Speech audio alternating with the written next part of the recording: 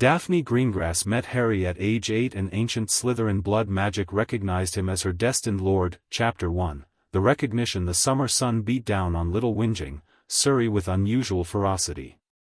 Most residents had retreated indoors to the mercy of electric fans and cool drinks, but one small boy trudged along Magnolia Road with no such comforts awaiting him.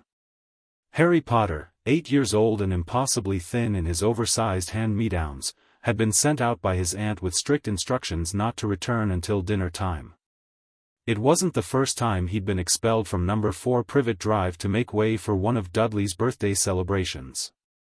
This year, Aunt Petunia had organized a magician for the party, a proper one, not any of that nonsense, she'd hissed, giving Harry a pointed look he didn't understand. Either way, Harry was grateful for the temporary freedom, even under the scorching heat. He made his way to the small park at the end of Wisteria Walk. It was usually deserted on days like this, making it the perfect refuge. As he rounded the corner, he noticed something unusual, a sleek black car parked near the entrance, its polished surface reflecting the sun's glare. Harry hesitated. Cars like that didn't belong in this neighborhood. The park itself seemed empty at first glance, but as Harry ventured toward his favorite swing, he spotted a girl about his age sitting primly on a bench beneath the lone oak tree. She wore a summer dress of deep emerald that looked both expensive and oddly formal for a playground visit. Her blonde hair fell in neat waves past her shoulders, and she was reading a book bound in what looked like leather. Harry considered finding another spot. He wasn't used to sharing his sanctuary, but curiosity got the better of him. He'd never seen this girl before, and everything about her seemed out of place in Little Whinging. The girl didn't look up as he approached, her eyes fixed on the pages before her. Harry sat on the swing a few yards away, trying not to stare. The chains creaked under his weight, and the noise finally drew her attention. Her eyes, a startling blue-green that reminded Harry of the sea glass he'd once found, flicked up to meet his. For a moment, they simply regarded each other with the frank curiosity of children. Then something strange happened. The girl's eyes widened, her pupils dilating until they nearly swallowed the color. The book slipped from her fingers, falling with a thud to the dry grass. "It's you," she whispered, her voice carrying across the empty park. Harry looked behind him, certain she must be addressing someone else. "Me?" The girl stood, and Harry noticed she was trembling. A breeze that hadn't existed moments before rustled through the leaves of the oak tree, swirling around them both. "I know who you are," she said, taking a tentative step forward. "You're Harry Potter." Harry nearly fell off the swing. No one knew his name outside of school and Privet Drive, and no one ever said it with such reverence. "How do you know that?" he demanded, suddenly wary. Years of being Dudley's favorite target had taught him caution. Instead of answering, the girl extended her right hand, palm up. "I'm Daphne. Daphne Greengrass." She spoke as if offering a significant gift. "Will you shake my hand?" Harry hesitated. There was something odd about this encounter, something that made the hairs on the back of his neck stand up. But the girl, Daphne, didn't look threatening. If anything, she seemed as nervous as he felt. "Why?" he asked, remaining on the swing. "Please," she insisted, her voice dropping to a whisper. "I need to know if it's true." "If what's true?" "The dreams. The feeling." Her hand remained outstretched. "I've been seeing you in my dreams for months now." Under normal circumstances, Harry would have run in the opposite direction. But something, curiosity, loneliness, or perhaps something deeper, kept him rooted to the spot. Slowly, he rose from the swing and approached her. "That's weird," he said bluntly, but without malice. "I've never dreamed about you." A flicker of disappointment crossed her face, but her hand remained steady. "Maybe you just don't remember." Harry shrugged and reached for her hand. The moment their palms touched, the world shifted. A surge of warmth flooded through Harry's fingers, racing up his arm and spreading through his chest like liquid fire. It didn't hurt, It felt like the opposite of pain, like sinking into a hot bath after being cold for years. The sensation pulsed between them, and Harry gasped as a faint green glow outlined their joined hands. Daphne's face transformed. The uncertainty vanished, replaced by an expression of wonder and confirmation. "I knew it," she breathed, tightening her grip. "The magic recognizes you." "Magic?" Harry repeated stupidly, unable to let go of her hand despite his growing alarm. "There's no such thing as, there is," she interrupted firmly. "You know it too. Strange things happen around you, don't they? Things you can't explain." Harry's thoughts raced to the time his hair had grown back overnight after a particularly awful haircut, or when he'd somehow ended up on the school roof while running from Dudley's gang. Incidents his aunt and uncle punished him for but never explained. "How do you?" a sharp voice cut through their exchange. "Daphne Ophelia Greengrass. What in Merlin's name are you doing?" A woman strode across the park, her blonde hair, several shades darker than Daphne's, pulled into a severe knot at the base of her neck. She wore clothes that, like Daphne's, seemed too formal for the setting, a knee-length skirt and blouse in muted colors that nevertheless screamed expensive. Her eyes, fixed on their joined hands, widened in shock. "Mother," Daphne said, not releasing Harry's hand. "I found him." The woman stopped dead, her gaze moving to Harry's face, and then to his forehead, where his unruly hair had shifted to reveal the lightning-shaped scar. "By the ancient houses," she whispered, then glanced around the empty park with sudden urgency. "Release him at once, Daphne. We cannot do this here." Reluctantly, Daphne's fingers slipped from Harry's. The severing of contact felt like plunging into ice water after the previous warmth. Harry stumbled back a step, suddenly lightheaded. "What's happening?" he demanded, finding his voice. "Who are you people?" The woman, Daphne's mother, regarded him with a calculating expression that reminded Harry uncomfortably of his aunt evaluating neighborhood gossip. But where Aunt Petunia's gaze held only judgment, Mrs. Greengrass's eyes contained a complex mixture of surprise, concern, and something like reverence. "Mr. Potter," she said finally, her voice measured and formal. "My name is Cassiopeia Greengrass. It seems my daughter has initiated something unexpected." She shot Daphne a look that promised later consequences. "Would you be willing to accompany us briefly? I believe we have matters to discuss that would be better addressed in private." Harry's instinct for self-preservation, honed by years with the Dursleys, screamed at him to refuse. Never go with strangers was a rule even Dudley understood. But the lingering sensation from his contact with Daphne, the knowledge these people somehow possessed about him, and the fact they'd used that word, magic, tugged at him with irresistible force. "I'm supposed to stay away until dinner time," he said cautiously. Mrs. Greengrass's lips thinned. "And who gave you that instruction?" "Your guardians?" The way she said the word suggested she already knew about the Dursleys and didn't think much of them. Harry nodded. "We shall have you back in plenty of time," she assured him. "Daphne, collect your book. Mr. Potter, if you would follow us to our car." "Mother," Daphne said, her voice suddenly urgent as she picked up her fallen book, "it's exactly like the tapestry showed. The mark appeared on my palm when we touched." She held up her right hand, where a faint symbol, something like an intertwined snake and lion, was slowly fading from her skin. Mrs. Greengrass inhaled sharply. "The car. Now." Harry followed them across the park, his mind whirling with questions.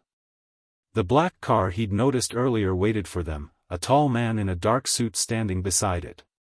As they approached, Harry saw the man's eyes widen in recognition. "Cassie, is that, not here, Sebastian," Mrs. Greengrass cut him off. "We need to return home immediately. Mr. Potter will be joining us." Sebastian, apparently Mr. Greengrass, opened the car door without further comment. Harry hesitated at the threshold, the warnings about stranger danger echoing in his head. "Daphne, already seated inside, looked back at him with an expression of mingled excitement and apprehension. "It's all right," she said softly. "We're going to explain everything." Harry took a deep breath and climbed in beside her. The interior of the car was unlike any vehicle Harry had been in before. The seats were buttersoft leather, and the space seemed impossibly large for the car's exterior dimensions. Mr. Greengrass took the driver's seat while Mrs. Greengrass sat in front, her posture rigid with tension. As they pulled away from the curb, Harry noticed Daphne staring at him with undisguised fascination. "Why were you dreaming about me?" he asked quietly, deciding to start with the simplest question. "I wasn't sure they were about you specifically," she replied. "Just a boy with green eyes and," her gaze flicked to his forehead, "a scar. Father said it was just my magic developing, maybe showing me someone I'd meet at Hogwarts. But then I felt drawn to this park today, and here you were." "Hogwarts? Magic?" Harry shook his head. "None of this makes sense." From the front seat, Mrs. Greengrass sighed. "Perhaps we should begin at the beginning, Mr. Potter. You are a wizard." Harry stared at her reflection in the rearview mirror. "I'm a what?" "A wizard. As is my husband. My daughter and I are witches. Magic is very real, and you were born with the ability to use it." "But that can't be, those incidents you referenced," Mr. Greengrass interjected, his voice deep and cultured. "Unexplainable things happening around you, particularly when you're frightened or angry? That's called accidental magic. All magical children experience it before they learn to control their abilities." Harry's mind reeled. It made a twisted kind of sense, the strange occurrences, the Dursleys' hatred of anything abnormal, their reaction to the word magic. Still. "If I may." "Wizard," the word felt strange on his tongue, "then why don't I know about it? Why am I living with the Dursleys? They hate anything that's not normal." A heavy silence filled the car. Mr. and Mrs. Greengrass exchanged a loaded glance. "That," Mrs. Greengrass said carefully, "is a very complex question with answers that may be difficult for you to hear." She turned in her seat to face him directly. "What do you know about your parents' deaths?" Harry frowned. "Car crash.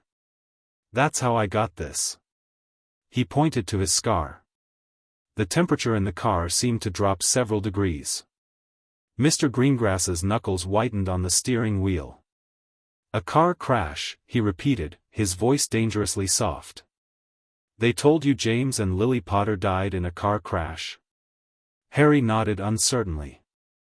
"Mr. Potter, Harry," Mrs. Greengrass said, her formal demeanor cracking slightly to reveal genuine distress. "Your parents were murdered by a dark wizard. They died protecting you. The scar on your forehead is a curse scar, the result of an attack meant to kill you as well, but which somehow rebounded. You are quite famous in our world. You are known as the boy who lived." Harry felt as though the ground had dropped away beneath him. "Famous? Me? The Dark Wizard, most call him you-know-who or he who must not be named, as speaking his true name is considered dangerous, killed many people during a terrible war. Your parents opposed him. When he came for your family that night and failed to kill you, his power was somehow broken. The war ended. You became a symbol of hope." Harry struggled to process this information. His parents hadn't died in a meaningless accident, they'd been murdered. And somehow, as a baby, he'd defeated their killer. It seemed impossible, yet it resonated with a truth he felt in his bones. "What was his name?" Harry asked. "The Dark Wizard." The Greengrasses exchanged another look. "Voldemort," Daphne whispered beside him. "Lord Voldemort." Her parents flinched. "Why would anyone be afraid to say a name?" Harry asked. "Fear has power," Mr. Greengrass replied grimly. "During the war, speaking his name could literally bring his followers to your doorstep. Old habits die hard." Harry nodded slowly, trying to absorb this fundamental revision to his life story. And what does all this have to do with Daphne? Why did our hands glow when we touched? The car turned onto a country lane bordered by ancient oaks, their branches forming a canopy overhead. Through the windshield, Harry could see an imposing wrought iron gate ahead. That, Mrs. Greengrass said, is what we need to determine. Daphne should not have approached you without permission, but what's done is done. She shot another disapproving look at her daughter, who didn't seem particularly repentant. The reaction you experienced suggests the activation of an ancient form of magic, a recognition bond. Such things are exceedingly rare in modern times. The car stopped before the gate, which swung open without anyone touching it. They continued up a winding drive toward a house, no, a manor, that made Harry's eyes widen. Built of pale stone and covered partially in ivy, Greengrass Manor, for what else could it be, rose majestically against the summer sky. "We're here," Mr. Greengrass announced unnecessarily as they pulled to a stop in a circular drive. "Welcome to our home, Mr. Potter." Harry climbed out of the car, momentarily forgetting the bizarre revelations in his awe at the building before him. It wasn't as large as a castle, but to a boy raised in a cupboard under the stairs, it might as well have been Buckingham Palace. Daphne appeared at his side. "Beautiful, isn't it? It's been in Father's family for 12 generations." "It's brilliant," Harry admitted. A loud crack made him jump. A small creature with bat-like ears and large, tennis ball-sized eyes appeared beside Mrs. Greengrass. "Mistress is home early," the creature said in a high, squeaky voice. "Will the family be taking tea in the solarium?" "Yes, Pippi," Mrs. Greengrass replied, as if conversing with strange creatures was perfectly normal. "And inform Nobby to prepare the blue guest room. We may have a visitor staying with us." "Staying?" Harry echoed, alarmed.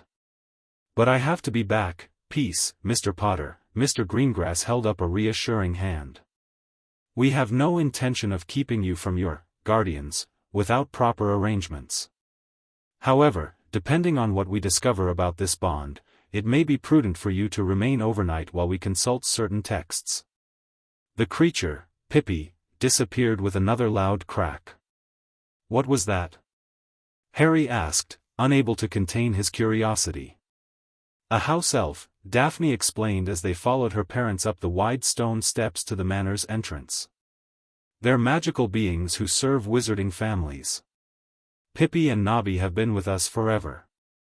Harry wanted to ask more, about house elves, about magic, about his parents, but the grandeur of the entrance hall momentarily silenced him. Marble floors gleamed beneath a crystal chandelier, and portraits lining the walls seemed to move in his peripheral vision. When he looked directly at them, the subjects nodded or waved. "The paintings move," he breathed. "Wizard portraits are enchanted to capture something of the subject's personality," Mr. Greengrass explained, leading them through the hall. "Some of the older ones can be quite opinionated. Best not to engage them in debate, they have literally all day to argue." They entered a bright room with glass walls and ceiling, filled with comfortable-looking furniture and lush plants. A tea service already waited on a low table.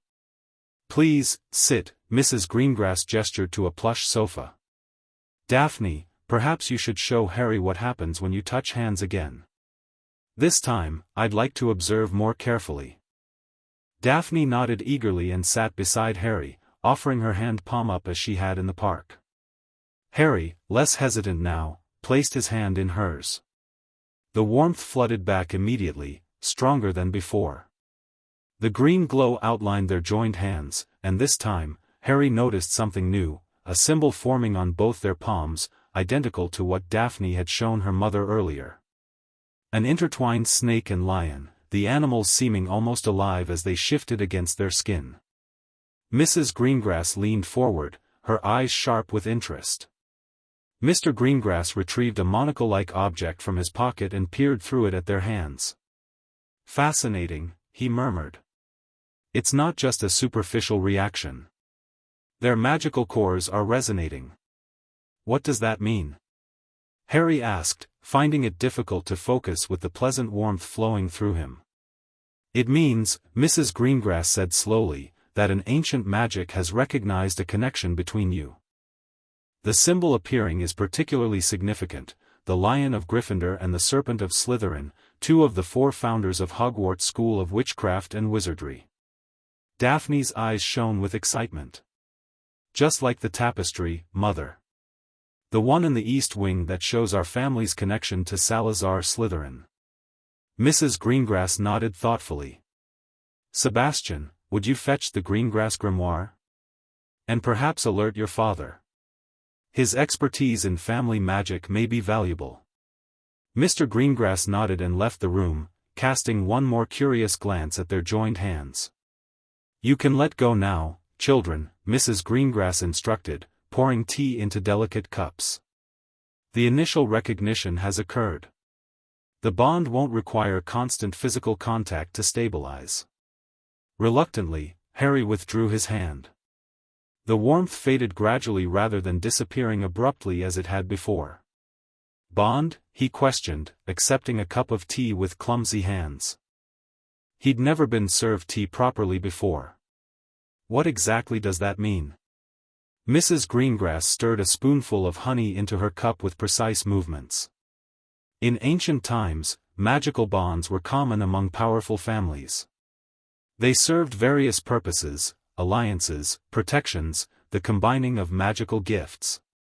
Most have fallen out of practice in modern times, considered outdated or unnecessarily restrictive. Our family kept the old ways, Daphne added proudly. Mother and father performed a traditional bonding ceremony at their wedding. Indeed, Mrs. Greengrass smiled faintly. But what seems to have activated between you two is something different. The Greengrass family has a distant connection to Salazar Slytherin, one of Hogwarts' founders. There are stories, passed down through generations, of a special form of recognition magic tied to our bloodline. What kind of recognition? Harry asked. Mrs. Greengrass hesitated. The recognition of one who is destined to lead. A person of great magical potential whom the ancient magic identifies as, well, there's no modern equivalent, but the old texts call it a destined lord. A lord? Harry nearly choked on his tea. I'm just Harry. Daphne set down her cup, her expression solemn beyond her years. The magic doesn't make mistakes. It's been searching for centuries. Every daughter of the Greengrass line is tested against the family tapestry on her 8th birthday. We place our hands against the woven image of Salazar's serpent. If the magic recognizes potential, we're meant to be open to the recognition bond. My reaction was very minor, Mrs. Greengrass added. A mere warmth. Nothing like what you two experienced. The last recorded full recognition bond in our family was over 400 years ago. Harry's head was spinning. So what does this mean for us? What are we supposed to do? That, said a new voice from the doorway, is the question of the hour. An elderly man entered the solarium, followed by Mr. Greengrass carrying a large, ancient-looking book bound in dark green leather. The older gentleman had the same aristocratic features as Mr. Greengrass, though time had etched deep lines around his eyes and mouth. His hair was silver, and he walked with the aid of an ornately carved cane. Grandfather, Daphne said respectfully, rising to greet him. So this is Harry Potter, the old man said, studying Harry with keen blue eyes. I am Hyperion Greengrass, young man. It seems you've set our household on its ear this afternoon. I didn't mean to, Harry said quickly. Hyperion chuckled. Of course you didn't. Neither did my granddaughter, I suspect, though she's always been one to follow her instincts. He settled into an armchair with a soft grunt. Now then, Sebastian, what does the grimoire tell us? Mr. Greengrass placed the book on a table and opened it carefully. The pages seemed to turn of their own accord, stopping about halfway through the massive tome. Harry caught a glimpse of handwritten text and intricate diagrams before Mr. Greengrass began to read aloud. In the time of need shall the serpent recognize the lion-hearted, and their magics shall intertwine as ordained by the Founder's pact. The daughter of Slytherin's line shall know him by the mark of power and the eyes that pierce the veil. Their joining brings forth the ancient strength, a shield against the darkness. A heavy silence followed the reading. Harry glanced at Daphne, who was watching him with a mixture of awe and uncertainty. Rather dramatic, Hyperion finally said. But the old texts often are. The question is what it means in practical terms for these two children. The mark of power could refer to Harry's scar, Mrs. Greengrass suggested. And green eyes are sometimes poetically called piercing the veil in ancient texts. The timing can't be coincidence, Mr. Greengrass added, closing the grimoire. The dark times may have ended, but rumors persist. If he who must not be named should ever return. Return? Harry interrupted, alarmed. I thought you said he was defeated. The adults exchanged uncomfortable glances. Defeated, yes, Hyperion said carefully. Destroyed beyond all recovery? That remains a matter of debate among certain circles. Some believe he merely lost his physical form. And this bond, Harry said slowly, is supposed to help fight against him? But I'm just a kid. I don't know any magic. Yet, Daphne corrected. You don't know any magic yet. We'll both start at Hogwarts when we're 11. The bond isn't about what you can do now, Hyperion explained.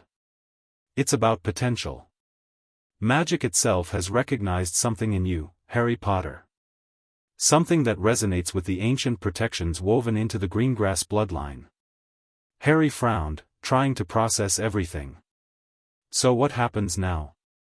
Do I just go back to the Dursleys and pretend none of this happened? Absolutely not, Mrs. Greengrass said firmly. A recognition bond of this magnitude requires nurturing. You need to understand your heritage, learn about magic before you arrive at Hogwarts. But how? My aunt and uncle hate anything to do with magic. They'd never allow it. Hyperion leaned forward, resting both hands on his cane. There are ways, Mr. Potter. Legal means by which we could arrange visitation rights, perhaps even partial guardianship. The old families still have some influence in certain ministries. You mean, Harry said slowly, hardly daring to hope, I could visit here sometimes? At minimum, Mr. Greengrass nodded. Though we would need to approach this delicately. There are complications regarding your guardianship that I don't fully understand. Albus Dumbledore himself arranged your placement with those muggles. Dumbledore? Harry repeated. Who's that? The headmaster of Hogwarts, Daphne explained. He's considered the greatest wizard alive by many people. Why would he care where I lived? Another excellent question, Hyperion muttered. One of many we need answers to. Mr. Greengrass checked his watch. It's getting late. We should return Harry to his relatives before they become concerned. Harry doubted the Dursleys would be concerned about his absence, relieved, more likely, but he nodded. As exciting as this new world was, he needed time to absorb everything he'd learned.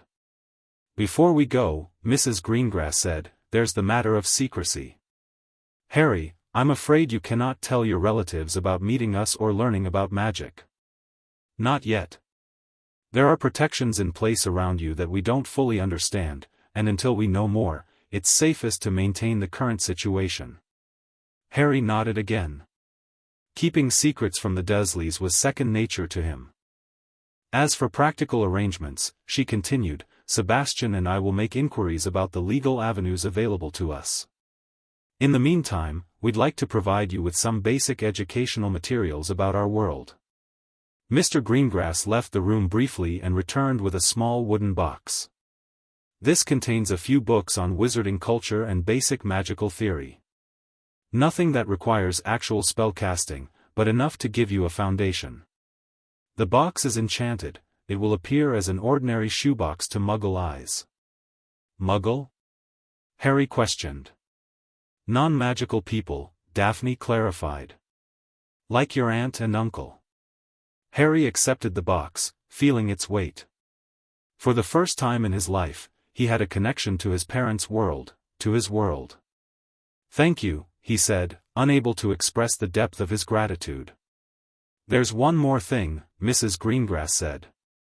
She removed a slender silver chain from her pocket, from which dangled a small pendant in the shape of the intertwined snake and lion they'd seen on their palms.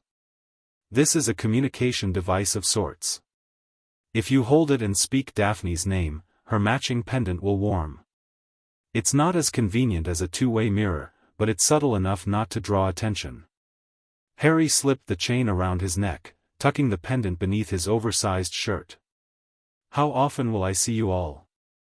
We'll arrange something within the week, Mr. Greengrass promised. Purpose a day trip under the guise of a children's museum program or something similarly educational that your relatives might approve of. They don't care much about my education, Harry admitted. But they'd probably be happy to be rid of me for a day. Mrs. Greengrass's lips thinned disapprovingly, but she said nothing. I'll walk with you to the car, Daphne offered as the adults stood. Outside, the summer evening was cooling into twilight. Fireflies had begun to appear around the manicured gardens, adding their faint glow to the gathering dusk. Are you sorry? Harry asked quietly as they walked down the stone steps. About the bond, I mean. You didn't exactly choose it. Daphne considered the question seriously. No, she said finally. I felt drawn to you before we ever met. Now I know why. She hesitated. Are you sorry? Harry thought about the Dursleys, about his cupboard and hand-me-down clothes, about years of loneliness and unexplained strange occurrences. Then he thought about magic, about his parents who had died protecting him, about this new world opening before him. No, he said firmly. I'm not sorry at all. Daphne smiled, a quick flash of teeth in the gathering darkness. Good. Because I think this is just the beginning. They reached the car, where Mr. and Mrs. Greengrass waited. Harry turned to Daphne one last time. See you soon? He asked, surprising himself with how much he hoped it was true. She nodded, her expression solemn. The magic brought us together for a reason, Harry Potter. I won't let you face it alone. With that promise hanging between them, Harry climbed into the car for the journey back to Privet Drive. The Dursleys didn't notice anything different about Harry when he returned that evening. Uncle Vernon merely grunted when Harry slipped through the front door, his attention fixed on the television. Aunt Petunia, clearing away the remains of Dudley's birthday cake, didn't even look up. Go to your cupboard, she said automatically. And don't make any noise. Harry went without complaint, clutching his enchanted wooden box. Once inside the cramped space he called a bedroom, he carefully placed the box beneath the thin mattress. The pendant Mrs. Greengrass had given him hung heavy around his neck, a tangible reminder that the day's events had been real. As he lay in the darkness, Harry thought about Daphne Greengrass and her family. He thought about magic and bonds and ancient prophecies. But mostly, he thought about belonging. For the first time in his memory, he had connected with his true heritage. Whatever this destined lord business meant, it had already given him something precious, a link to the world where he was meant to exist. Harry fell asleep with his hand closed around the pendant, and his dreams were filled with intertwined snakes and lions, moving together in an ancient dance of protection and power. 3 days later, Aunt Petunia thrust a colorful flyer at Harry over breakfast. There's a free educational program at the museum next Thursday, she said, not quite meeting his eyes. Dudley doesn't want to go. You will. Harry accepted the flyer, recognizing the Greengrass family's doing even before he spotted the subtle emblem at the bottom, a stylized G with a serpent woven through it. Somehow, they'd managed to plant the idea in his aunt's mind. Yes, Aunt Petunia, he said meekly, hiding his excitement. That night in his cupboard, Harry held the pendant and whispered, Daphne. He felt a warm pulse against his palm in response, and knew she was listening. It worked, he whispered. I'll see you Thursday. The pendant warmed again, a steady pulse like a heartbeat. Harry smiled in the darkness. Whatever lay ahead, whatever this bond meant for his future, he was no longer alone. The educational program turned out to be a cleverly disguised day with the Greengrass family. A sleek town car collected Harry from the designated museum drop-off point, whisking him away to a private estate in the countryside where he found not only the Greengrasses waiting but also another surprise, a witch specializing in wandless magic basics for pre-Hogwarts children. Normally, underage wizards aren't permitted to practice magic outside of school, Mrs.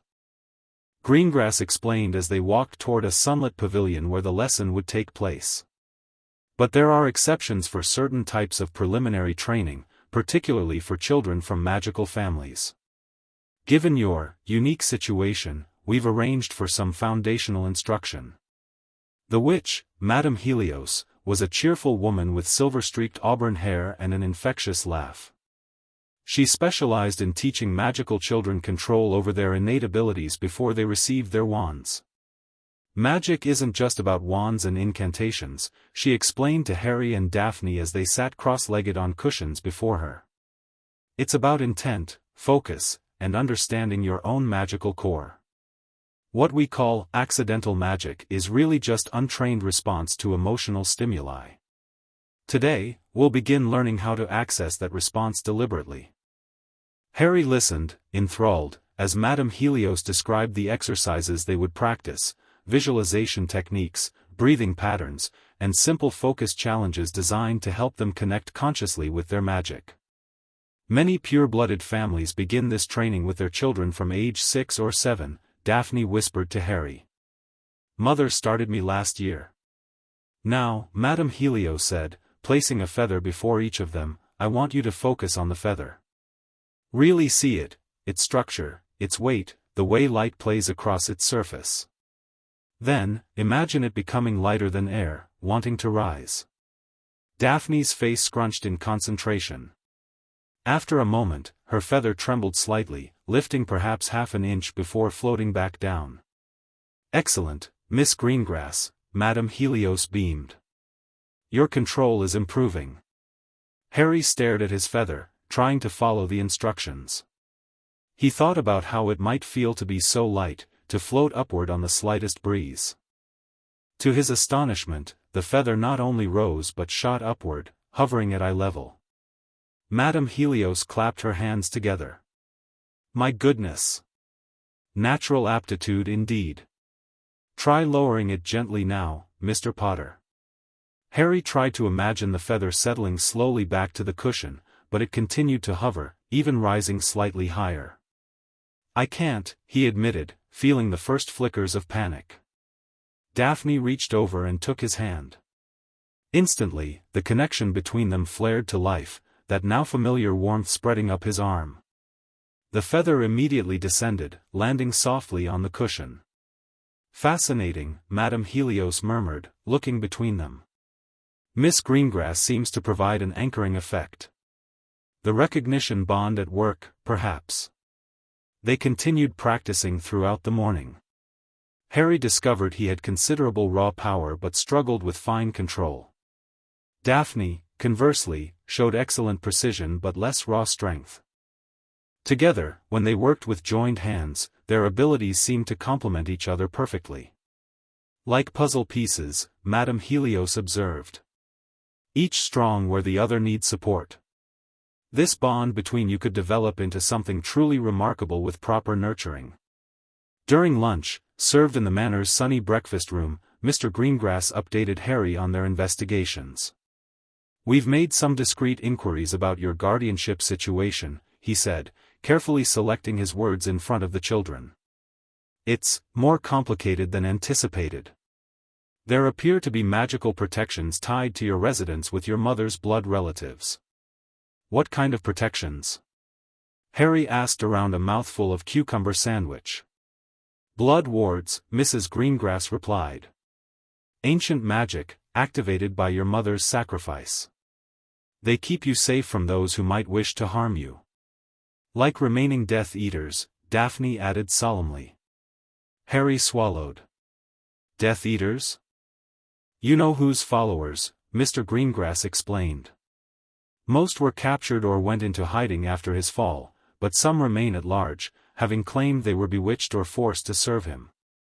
The protection your mother left you is powerful, Mrs. Greengrass continued. Dumbledore apparently enhanced it, anchoring it to your aunt's home. Breaking that protection by removing you permanently would be unwise, at least until we understand it better. Harry's heart sank. He'd been harboring a secret hope that perhaps the Greengrasses might offer him a different home. Daphne, seeming to sense his disappointment, placed her hand over his. We'll find a way around it, she said confidently. The recognition bond is powerful too. Ancient magic recognizes ancient magic. After lunch, they moved to the Manor's library, a vast room with shelves stretching from floor to ceiling, filled with books both mundane and magical. Here, Mr. Greengrass introduced Harry to wizarding history, focusing particularly on the events surrounding his parents' deaths. The wizarding world was in chaos, he explained, showing Harry moving photographs in a historical tome. You know whose power seemed unstoppable. Your parents were members of a resistance group led by Dumbledore, called the Order of the Phoenix. Harry traced his finger over a photograph showing a group of wizards and witches standing before a banner bearing a phoenix emblem. His heart leapt as Mr. Greengrass pointed out a young couple near the center, James Potter, with Harry's untamable hair and confident stance, and Lily Potter, whose startling green eyes matched Harry's own. They were brave, Harry whispered, drinking in the sight of his parents moving and smiling in the photograph. Among the bravest, Mr. Greengrass agreed. They defied the Dark Lord 3 times before going into hiding. Why did he target them specifically?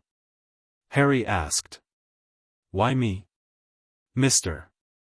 Greengrass hesitated. That remains something of a mystery. There were rumors of a prophecy, but if one existed, its contents were never made public. The afternoon passed in a whirlwind of knowledge. Harry learned about the Ministry of Magic, the basic structure of wizarding society, and the 4 houses of Hogwarts. Daphne seemed particularly proud of her family's Slytherin heritage, though she admitted the house had gained a darker reputation in recent decades. Not all Slytherins followed you-know-who, she insisted. Ambition and cunning can be used for good or ill, like any trait. My family remained neutral during the war. Neutral? Harry questioned, something in her tone catching his attention. Mrs. Greengrass, who had joined them for afternoon tea, set down her cup with precision. Politics in the wizarding world is complex, Harry. Many families chose sides during the conflict. Others, like ours, attempted to maintain independence. Some called it cowardice. We called it survival. The Greengrass family has always valued preservation above glory, Mr. Greengrass added. Both of our daughters, both of the bloodline. I have a sister? Daphne asked, surprise evident in her voice. Yes, Mrs. Greengrass smiled. We weren't certain until recently. She'll be born in November. Daphne clapped her hands in delight. A sister. Will she be tested against the tapestry too, when she's 8? Of course, her father nodded. Though the recognition bond typically manifests in only one child per generation, if at all. As the afternoon waned, Harry felt both exhilarated and overwhelmed by everything he'd learned.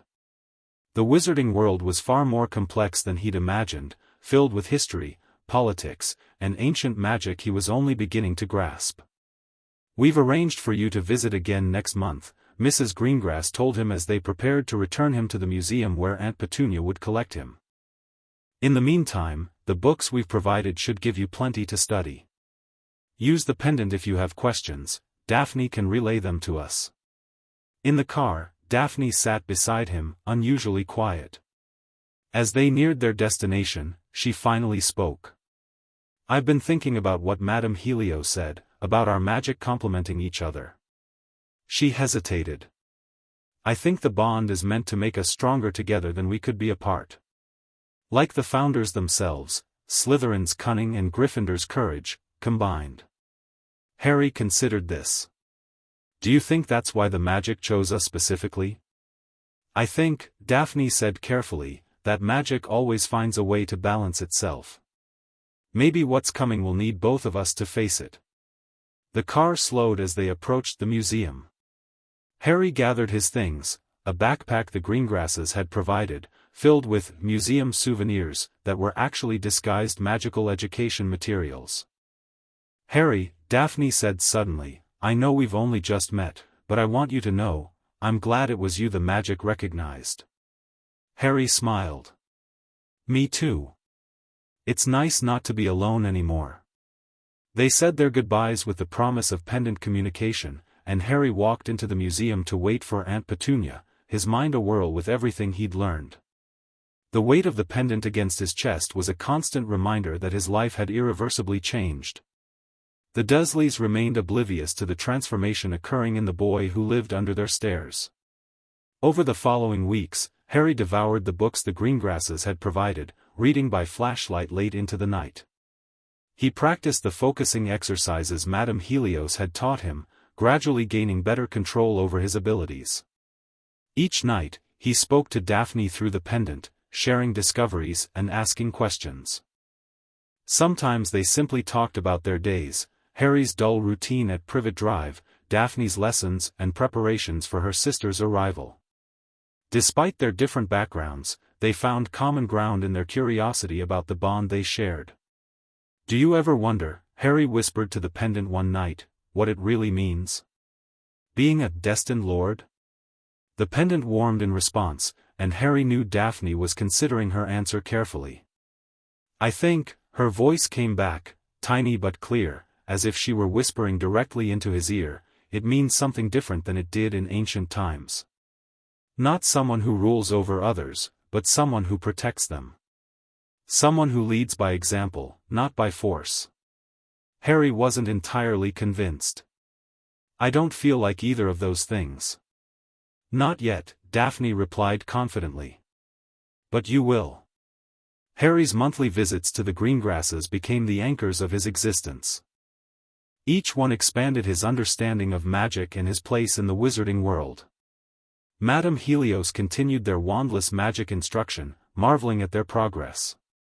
The recognition bond accelerates magical development, she explained after a particularly successful session where Harry had managed to levitate 3 feathers simultaneously while Daphne controlled their movement patterns. You're both advancing faster than I've seen in children your age. The Greengrass family library became Harry's favorite place, a treasure trove of knowledge about his heritage. He discovered that the Potter family, while not as ancient as the Greengrasses, had a distinguished history dating back several centuries. Your grandfather Fleamont made the family fortune with his invention of Sleek Easy's hair potion, Mr. Greengrass told him, chuckling at Harry's unruly hair. Ironic, given your particular inheritance in that department.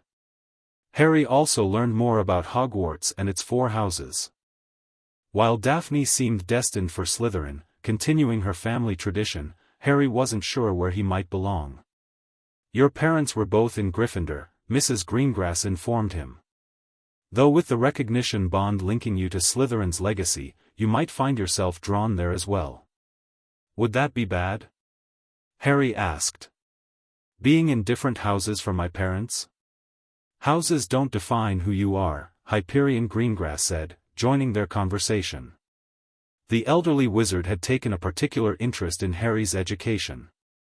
They merely reflect aspects of your character. A wise student learns from all 4 traditions. As autumn arrived, bringing cooler weather and shorter days, Harry noticed subtle changes in his connection with Daphne. Their bond seemed to strengthen with each meeting, allowing them to sense each other's emotions across increasing distances. During a game of hide-and-seek in the extensive Greengrass gardens, Harry discovered he could locate Daphne simply by focusing on the warm pulse of their connection. You're cheating, she accused when he found her behind the hedge maze within minutes. I don't think it's cheating, Harry grinned. Just using our advantage. November brought the arrival of Astoria Greengrass, born with the same blonde hair as her sister but with eyes of striking amber rather than sea green. Harry's first visit after her birth revealed another surprise. The baby seemed unusually aware of his presence, her eyes tracking him with an intensity that made Mrs. Greengrass raise her eyebrows. "Interesting," she murmured as Astoria reached for Harry's finger, gripping it with surprising strength. "The recognition bond may have wider implications than we thought. A resonance effect, perhaps." As Christmas approached, Harry faced the prospect of spending the holiday with the Dursleys, who typically ignored him in favor of showering Dudley with gifts.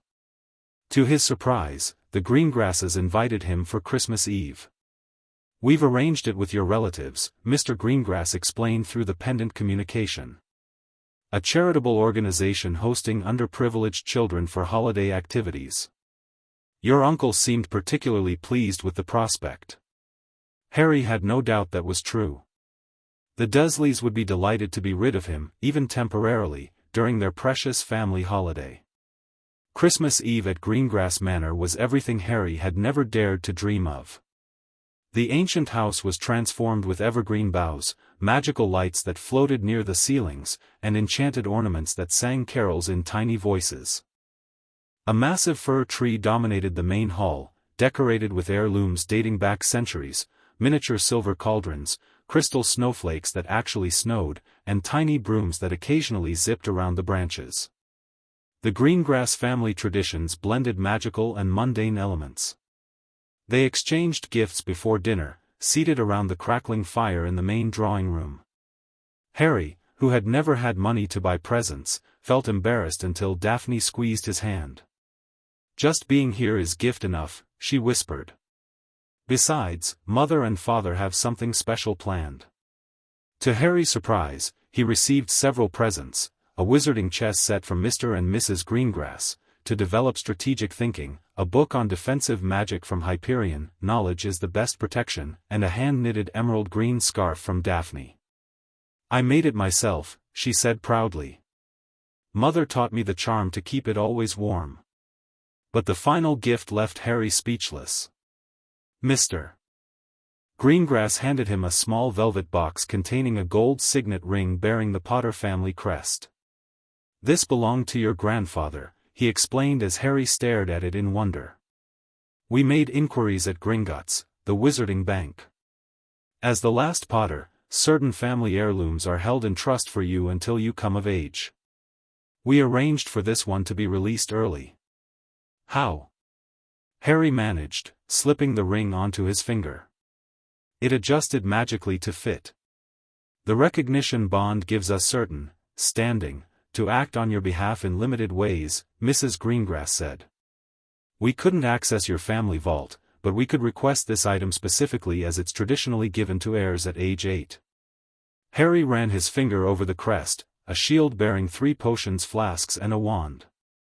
"Thank you," he whispered, unable to express how much this connection to his family meant to him. Christmas dinner was served in the formal dining room, with enchanted candles floating above the table and silverware that occasionally rearranged itself. Harry, seated between Daphne and Hyperion, tried each unfamiliar wizarding dish with enthusiasm. "You should see Hogwarts at Christmas," Daphne told him. "Father says the Great Hall has 12 trees and enchanted snow that never melts." 2.5 years, Harry replied, counting down the days until they would receive their Hogwarts letters. "Seems like forever." Hyperion chuckled beside him.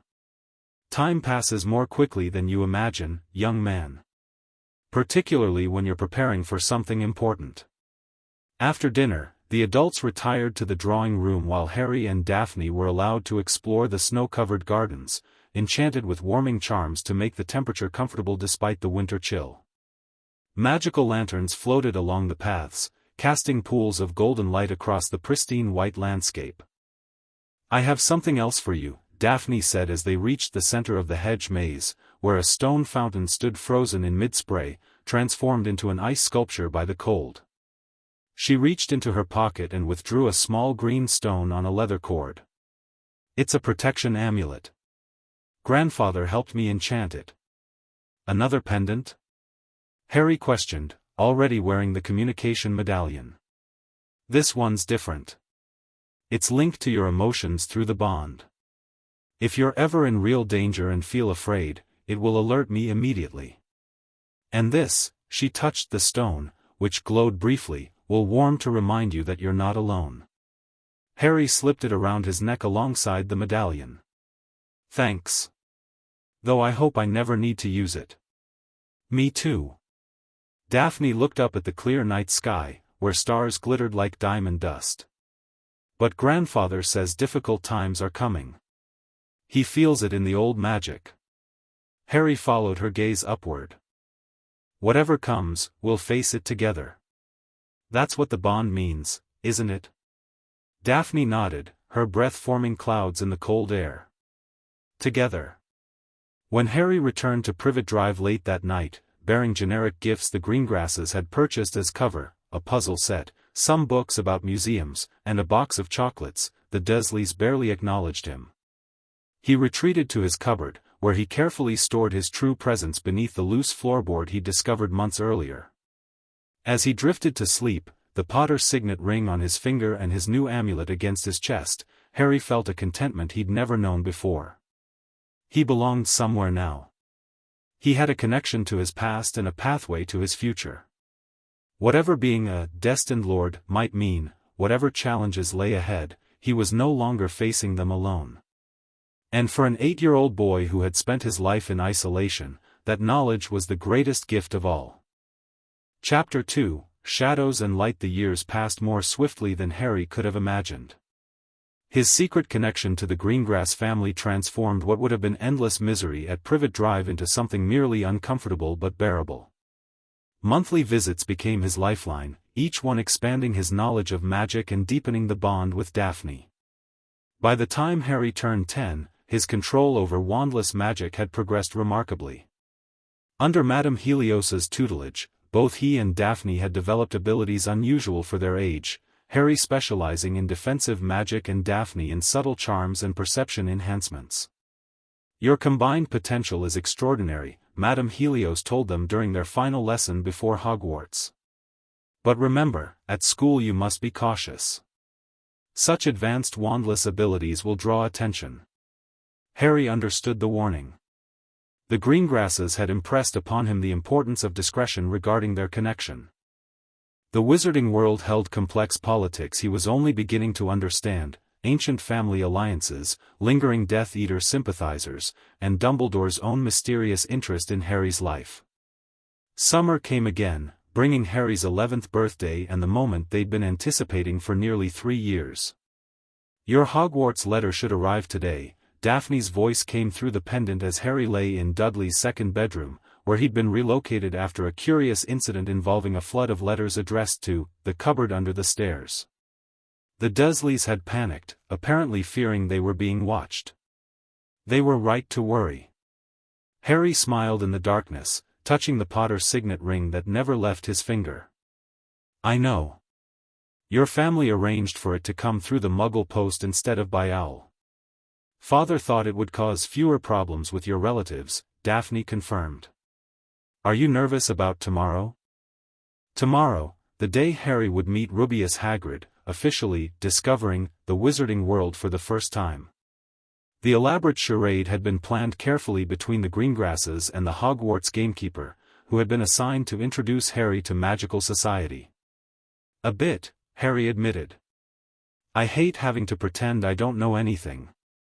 But your father says it's safer this way." "Just for now," Daphne assured him. "Once we're at Hogwarts, we can be more open about our friendship. Not the bond, obviously, but at least we won't have to hide that we know each other." The plan was delicate but necessary.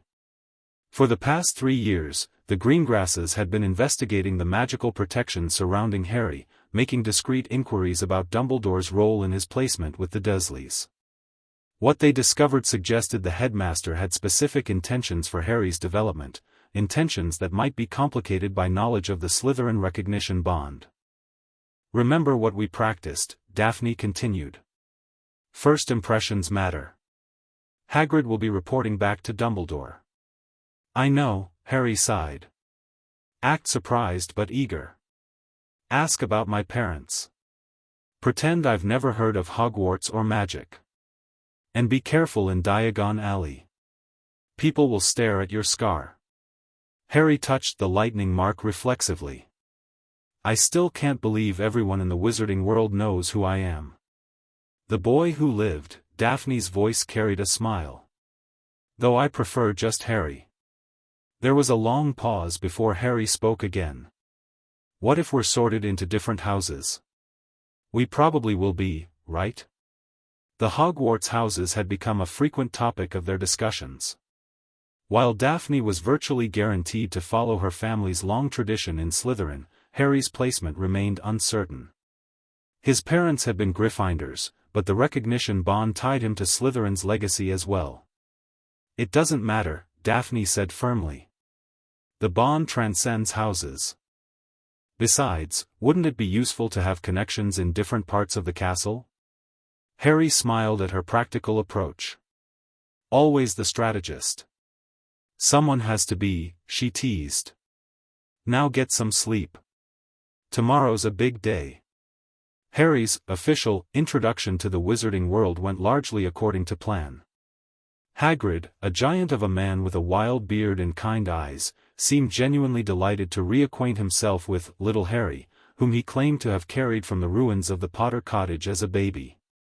His explanation of magic and Hogwarts was enthusiastic if somewhat disorganized, and Harry found he didn't have to fake his wonder at seeing Diagon Alley for the first time. Despite having heard about it for years from the Greengrasses, nothing could have prepared him for the reality: the crooked buildings housing magical shops, the strange items displayed in windows, the wizards and witches in robes going about their business. It was both exactly as described and entirely more magical than he'd imagined. Harry carefully maintained his role as a wide-eyed newcomer, asking questions he already knew the answers to and feigning ignorance of wizarding currency and customs. The most difficult moment came in Madame Malkin's robe shop, where he encountered a pale, pointed-faced boy being fitted for Hogwarts robes. "Hello," the boy said, eyeing Harry with mild interest. "Hogwarts too?" "Yes," Harry replied, recognizing Draco Malfoy from Daphne's descriptions of her pure-blood social circle. "My father's next door buying my books and mother's up the street looking at wands," said Malfoy in a bored, drawling voice. "Then I'm going to drag them off to look at racing brooms. I don't see why first years can't have their own. I think I'll bully father into getting me one and I'll smuggle it in somehow." Harry bit back a smile, remembering Daphne's spot-on impression of Draco's entitled attitude.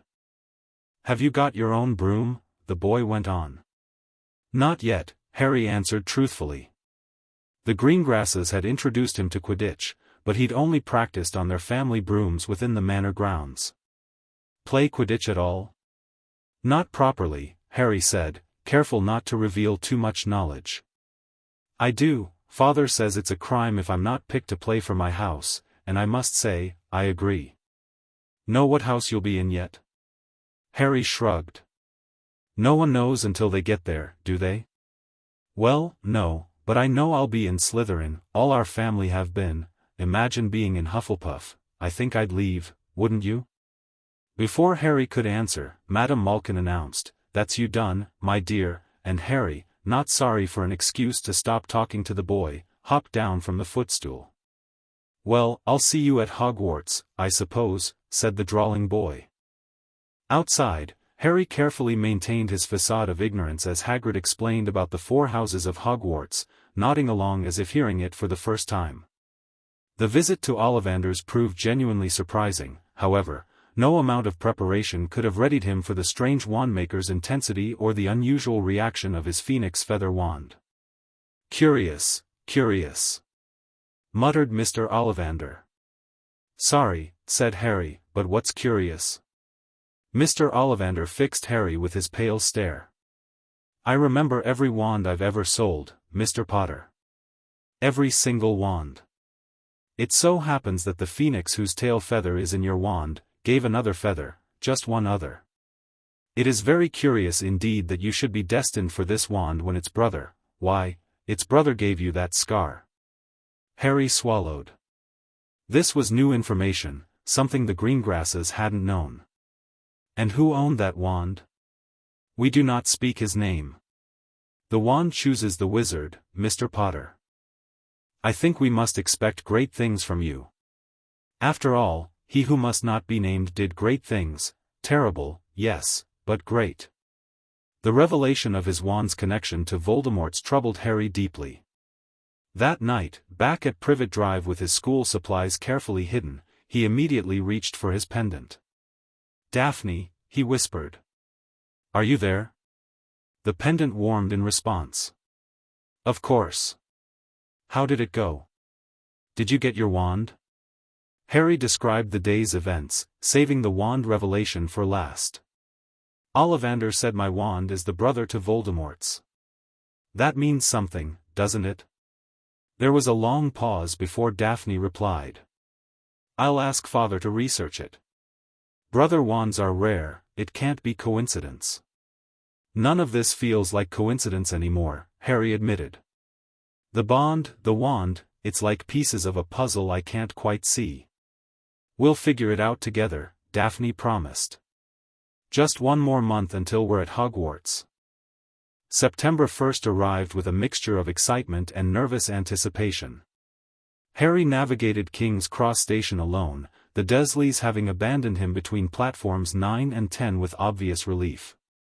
Following the Greengrass's instructions, he waited until he spotted a large family of redheads approaching the barrier. "Excuse me," Harry said to the plump woman who was clearly their mother. "Hello, dear," she said. "First time at Hogwarts?" "Ron's new, too."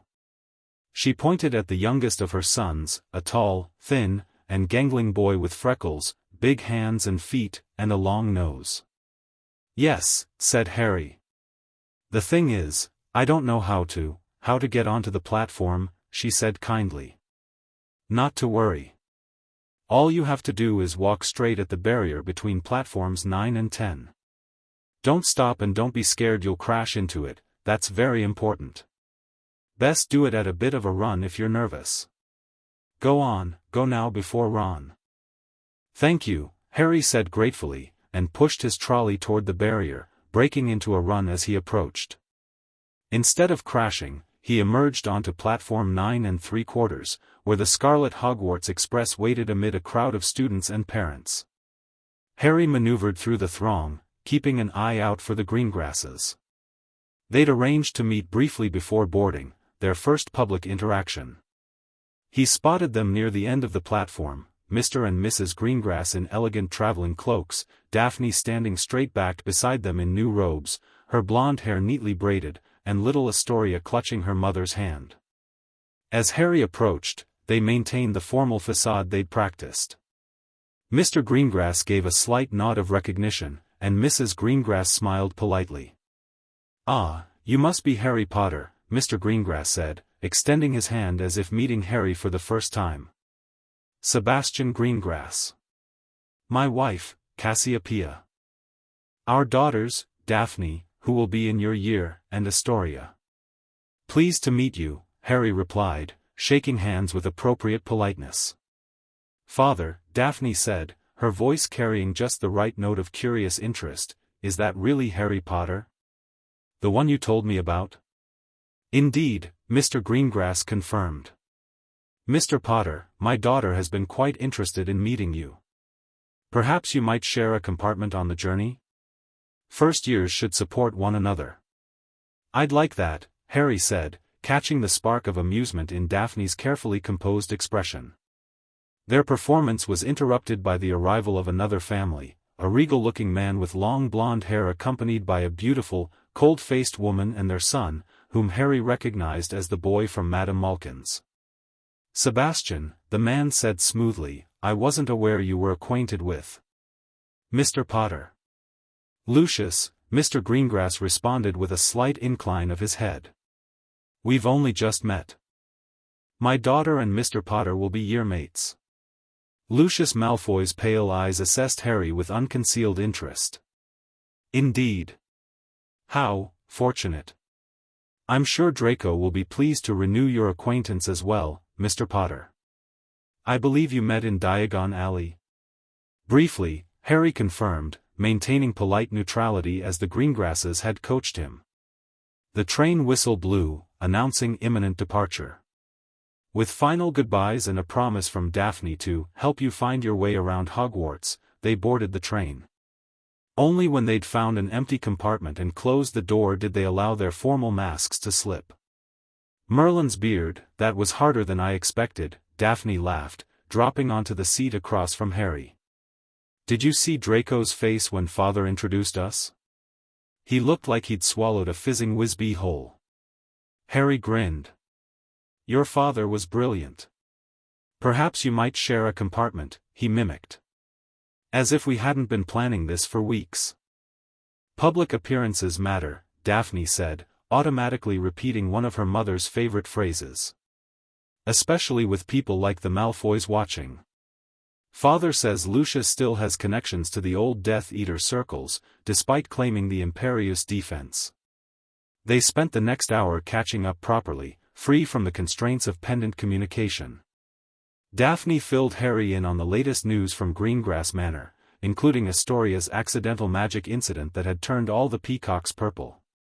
Father couldn't decide whether to be exasperated or proud, she laughed. Mother says she's showing even more potential than I did at her age. Their conversation was interrupted by a knock at the compartment door. A round-faced boy with a tearful expression peered in. Sorry, he said, but have you seen a toad? I've lost mine. No, sorry, Harry replied. But we can help you look if you'd like. The boy's face brightened slightly. Would you? I'm Neville, by the way. Neville Longbottom. I'm Harry, and this is Daphne. Neville's eyes widened at Harry's introduction, but he seemed too distressed about his toad to dwell on meeting the famous Harry Potter. Let's start at the front of the train and work our way back, Daphne suggested practically. What's your toad's name? Trevor, Neville supplied as they stepped into the corridor.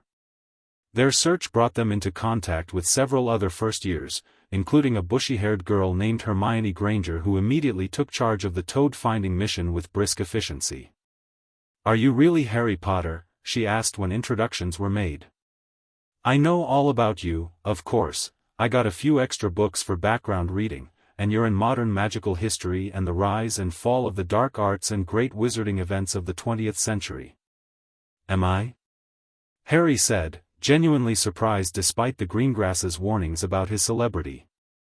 Reading about himself would take some getting used to. Don't believe everything you read, Daphne advised with a meaningful look.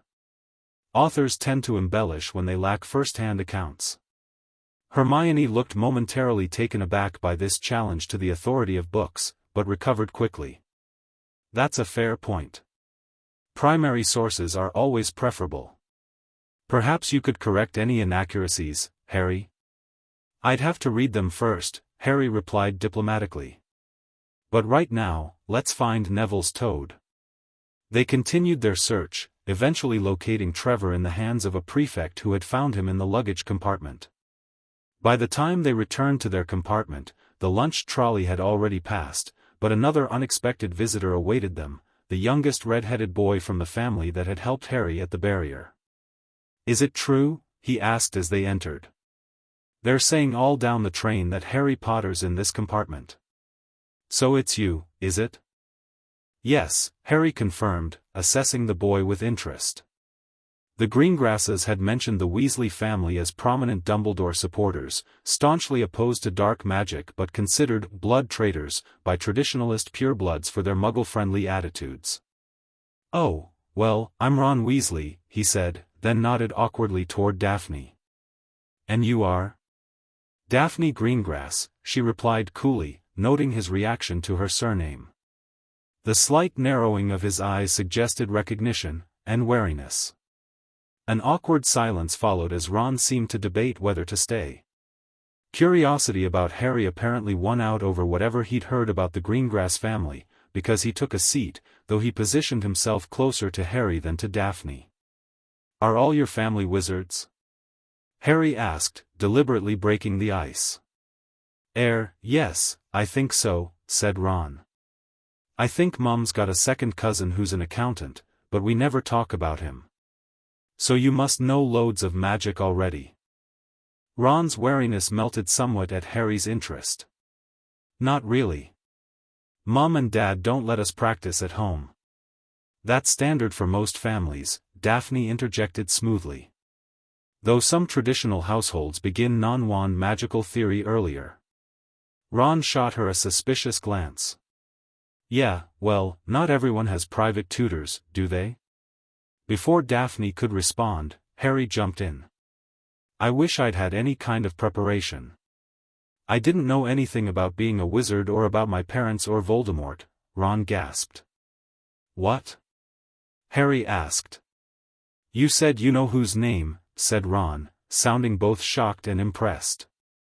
I'd have thought you, of all people. I'm not trying to be brave or anything, saying the name, said Harry. I just never knew you shouldn't. This was a small deviation from the truth. The Greengrasses had explained the taboo surrounding Voldemort's name, but Harry had decided early on that he refused to fear a name, especially the name of the man who had murdered his parents. As the countryside flew past the window, their conversation gradually relaxed. Ron shared stories about his large family, while Harry carefully maintained his facade of wizarding ignorance, asking questions he largely knew the answers to. Daphne contributed occasionally, her natural intelligence evident in her observations, which seemed to confuse Ron, as if he couldn't reconcile his preconceptions about her family with the girl sitting across from him. The mention of Gringotts brought up news of an attempted break-in that Ron had read about in the Daily Prophet. Nothing was taken though, that's odd, Daphne mused. Gringotts is supposed to be impenetrable. Dad says it must have been a powerful dark wizard to get round Gringotts, Ron added, but they don't think they took anything, that's what's odd. Course, everyone gets scared when something like this happens in case you know who's behind it. Harry felt Daphne's gaze on him, both thinking the same thing. Any unusual dark activity warranted attention, given the prophecy references in the Greengrass grimoire. Their compartment door slid open again, revealing Draco Malfoy flanked by two large, mean-looking boys. Is it true? He asked, with far more intensity than Ron had shown. They're saying all down the train that Harry Potter's in this compartment. So it's you, is it? Yes, said Harry, assessing Draco and his companions with carefully neutral politeness. Oh, this is Crabbe and this is Goyle, Draco said carelessly, noticing Harry's glance at the other boys. Then his eyes landed on Daphne. Greengrass. I didn't realize you two had become acquainted. We met on the platform, Daphne replied evenly. My father introduced us. Draco's expression tightened slightly. Clearly, he considered it a personal slight that the Greengrasses had approached Harry before he could. His gaze shifted to Ron, and his face twisted into a sneer. No need to ask who you are. My father told me all the Weasleys have red hair, freckles, and more children than they can afford. He turned back to Harry.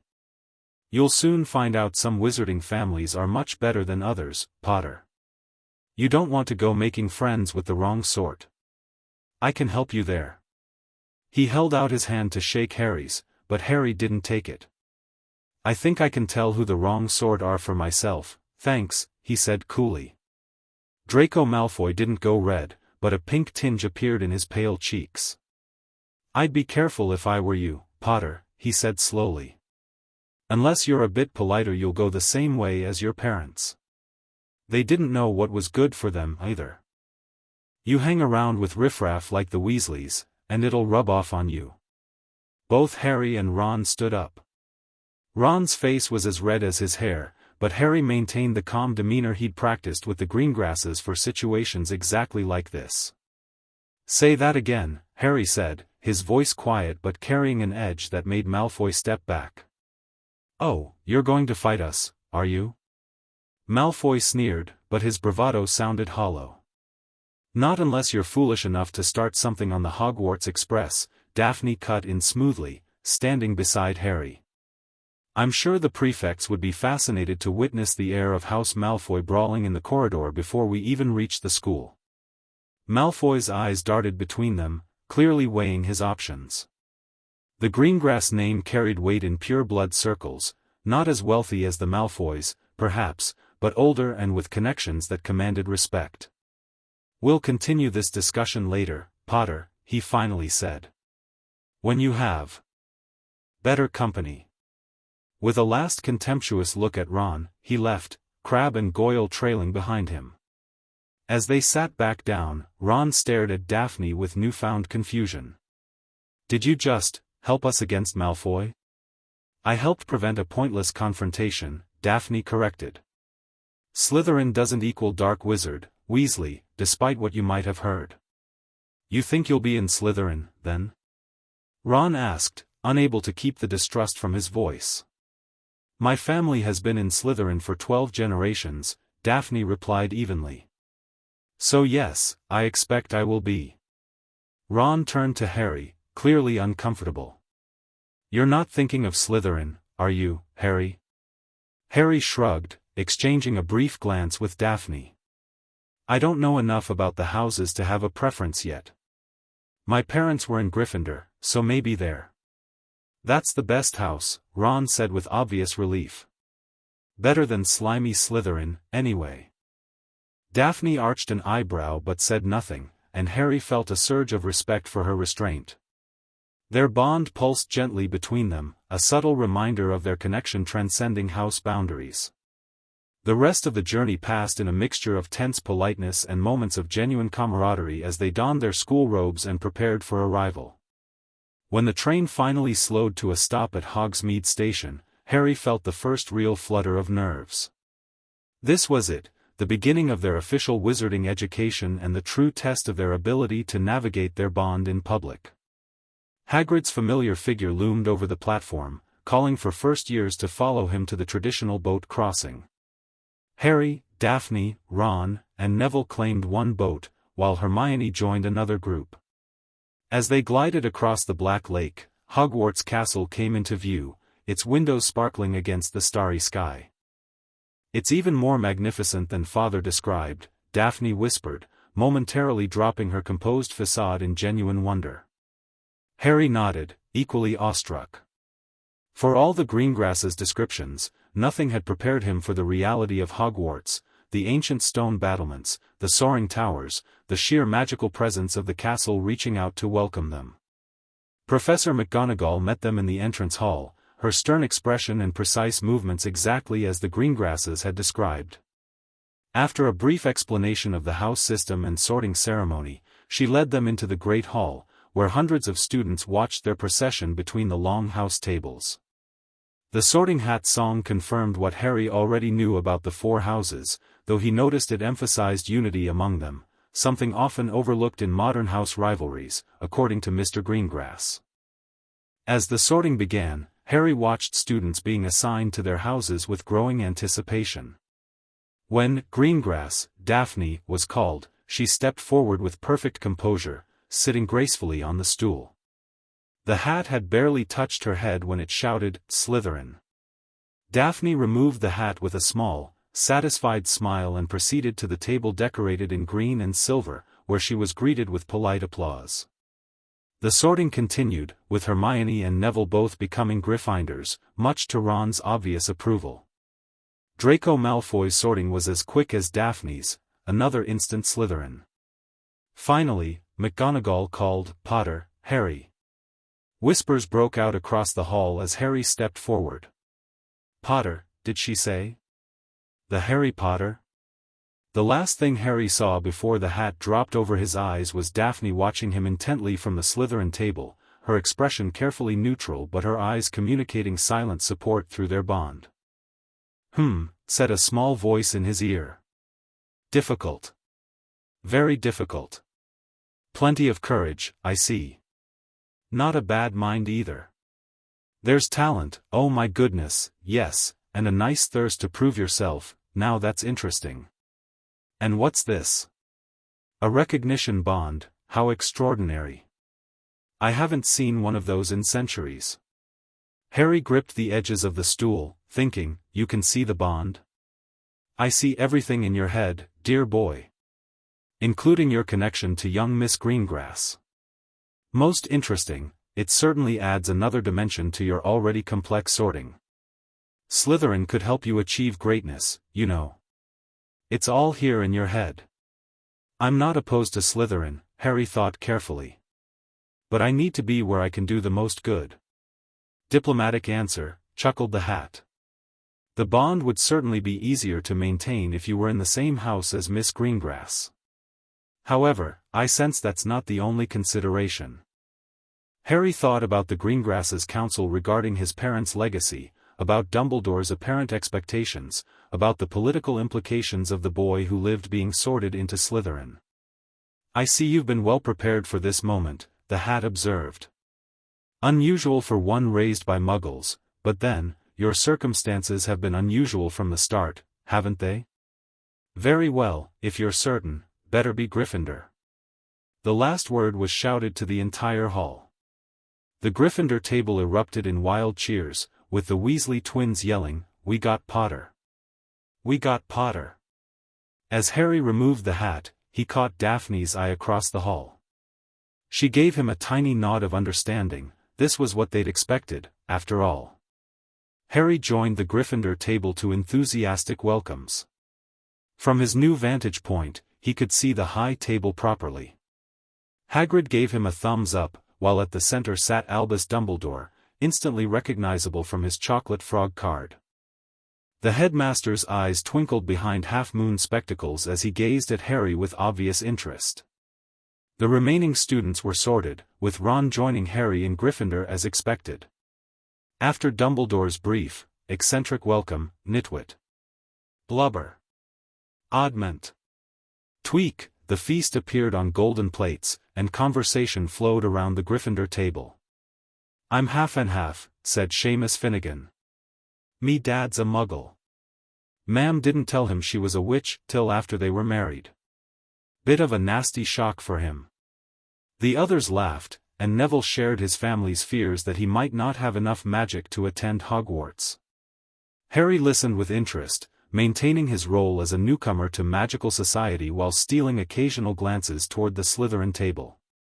Daphne appeared to be engaged in polite conversation with a dark-haired girl beside her, though she remained apart from Malfoy's animated group further down the table. As Harry turned his attention back to his housemates, his eyes drifted to the high table again. A hook-nosed teacher with greasy black hair was staring at him with an expression of such loathing that Harry was momentarily taken aback. Beside this professor sat a nervous-looking young man wearing a purple turban. A sharp, hot pain shot across the scar on Harry's forehead. Ouch! Harry clapped a hand to his head. "What is it?" asked Percy Weasley, looking concerned. Nothing." The pain had gone as quickly as it had come. "Who's that teacher talking to Professor Quirrell?" Harry asked, remembering the name from Hagrid's introductions in Diagon Alley. "Oh, you know Quirrell already, do you? No wonder he's looking so nervous, that's Professor Snape. He teaches potions, but he doesn't want to. Everyone knows he's after Quirrell's job. Knows an awful lot about the dark arts, Snape." Harry watched Snape for a moment longer, noting how the professor's gaze darted between him and the Slytherin table. Had he noticed Harry looking at Daphne? Through the pendant connection, Harry had learned that Severus Snape was Slytherin's head of house and reportedly favored his students while being particularly harsh on Gryffindors. The Greengrasses had advised caution around him. He was extremely intelligent and observant, with a complicated past that included rumored connections to both Death Eaters and Dumbledore's Order of the Phoenix. When the feast concluded, Harry followed Percy Weasley and the other Gryffindor first-years up to their tower dormitory. The portrait of the fat lady swung open to reveal a cozy common room decked in red and gold, with squashy armchairs and a crackling fire. It felt welcoming, though very different from the elegant refinement of Greengrass Manor. In the circular dormitory, Harry found his trunk already placed beside a four-poster bed hung with deep red, velvet curtains. As the other boys settled in and conversation turned to families and blood status, Harry reflected on the strange duality of his position: a half-blood raised by Muggles but secretly educated in pure-blood traditions, a Gryffindor with a magical bond to a Slytherin, the boy who lived carrying a wand connected to Voldemort's. That night, after his dorm mates had fallen asleep, Harry drew the curtains around his bed and whispered to his pendant. "Daphne, are you there?" The pendant warmed in response, and Daphne's voice came through clearly. "I'm here. How do you like Gryffindor Tower?" "It's brilliant. Not as elegant as what you're used to, I imagine." "The Slytherin dormitories are under the lake," she replied. "Everything has a greenish tint from the water above. It's beautiful in its own way." Harry hesitated before asking his next question. "Was your welcome comfortable? Malfoy didn't give you trouble for speaking with me on the train?" "Slytherins are more subtle than that," Daphne assured him. "Besides, everyone knows our families met on the platform. There's nothing suspicious about basic courtesy to a well-known wizard." "The Sorting Hat saw our bond," Harry said quietly. "It almost put me in Slytherin because of it." There was a brief silence before Daphne responded. "That's concerning. If the hat can see it, perhaps others might sense it too, with the right magic." "We'll need to be careful," Harry agreed. "But at least we've successfully established a public connection. No one can question us knowing each other now." "Indeed." Harry could hear the smile in her voice. Phase 1 complete, Lord Potter. Harry grimaced at the title, though he knew she was teasing. "Don't call me that." "As you wish," she replied, the formality in her tone belied by the humor he could feel through their connection. "Sleep well, Harry. Tomorrow, our real work begins." The first weeks at Hogwarts established patterns that would define their time there. Publicly, Harry and Daphne maintained a polite acquaintanceship, nodding in corridors, occasionally partnering in shared classes when circumstances allowed, but never displaying particular closeness. Privately, they communicated through their pendants and arranged discreet meetings in the library or in used classrooms to practice the wandless magic they'd learned from Madame Helios. Harry quickly found his place among his fellow Gryffindors, with Ron becoming his closest visible friend. Hermione Granger initially kept to herself, her bossy know-it-all tendencies alienating most of their year mates, but Harry made efforts to include her when possible, recognizing her intelligence as a valuable asset. Classes proved both fascinating and frustrating. Harry had to carefully moderate his performance, showing enough aptitude to satisfy teachers but not so much skill that it raised questions about his supposedly Muggle upbringing. This was particularly challenging in defense against the dark arts, where his wandless training with the Greengrasses had given him a significant advantage. Professor Quirrell's class was a disappointment. The nervous, stuttering teacher seemed afraid of his own subject, and the classroom reeked of garlic.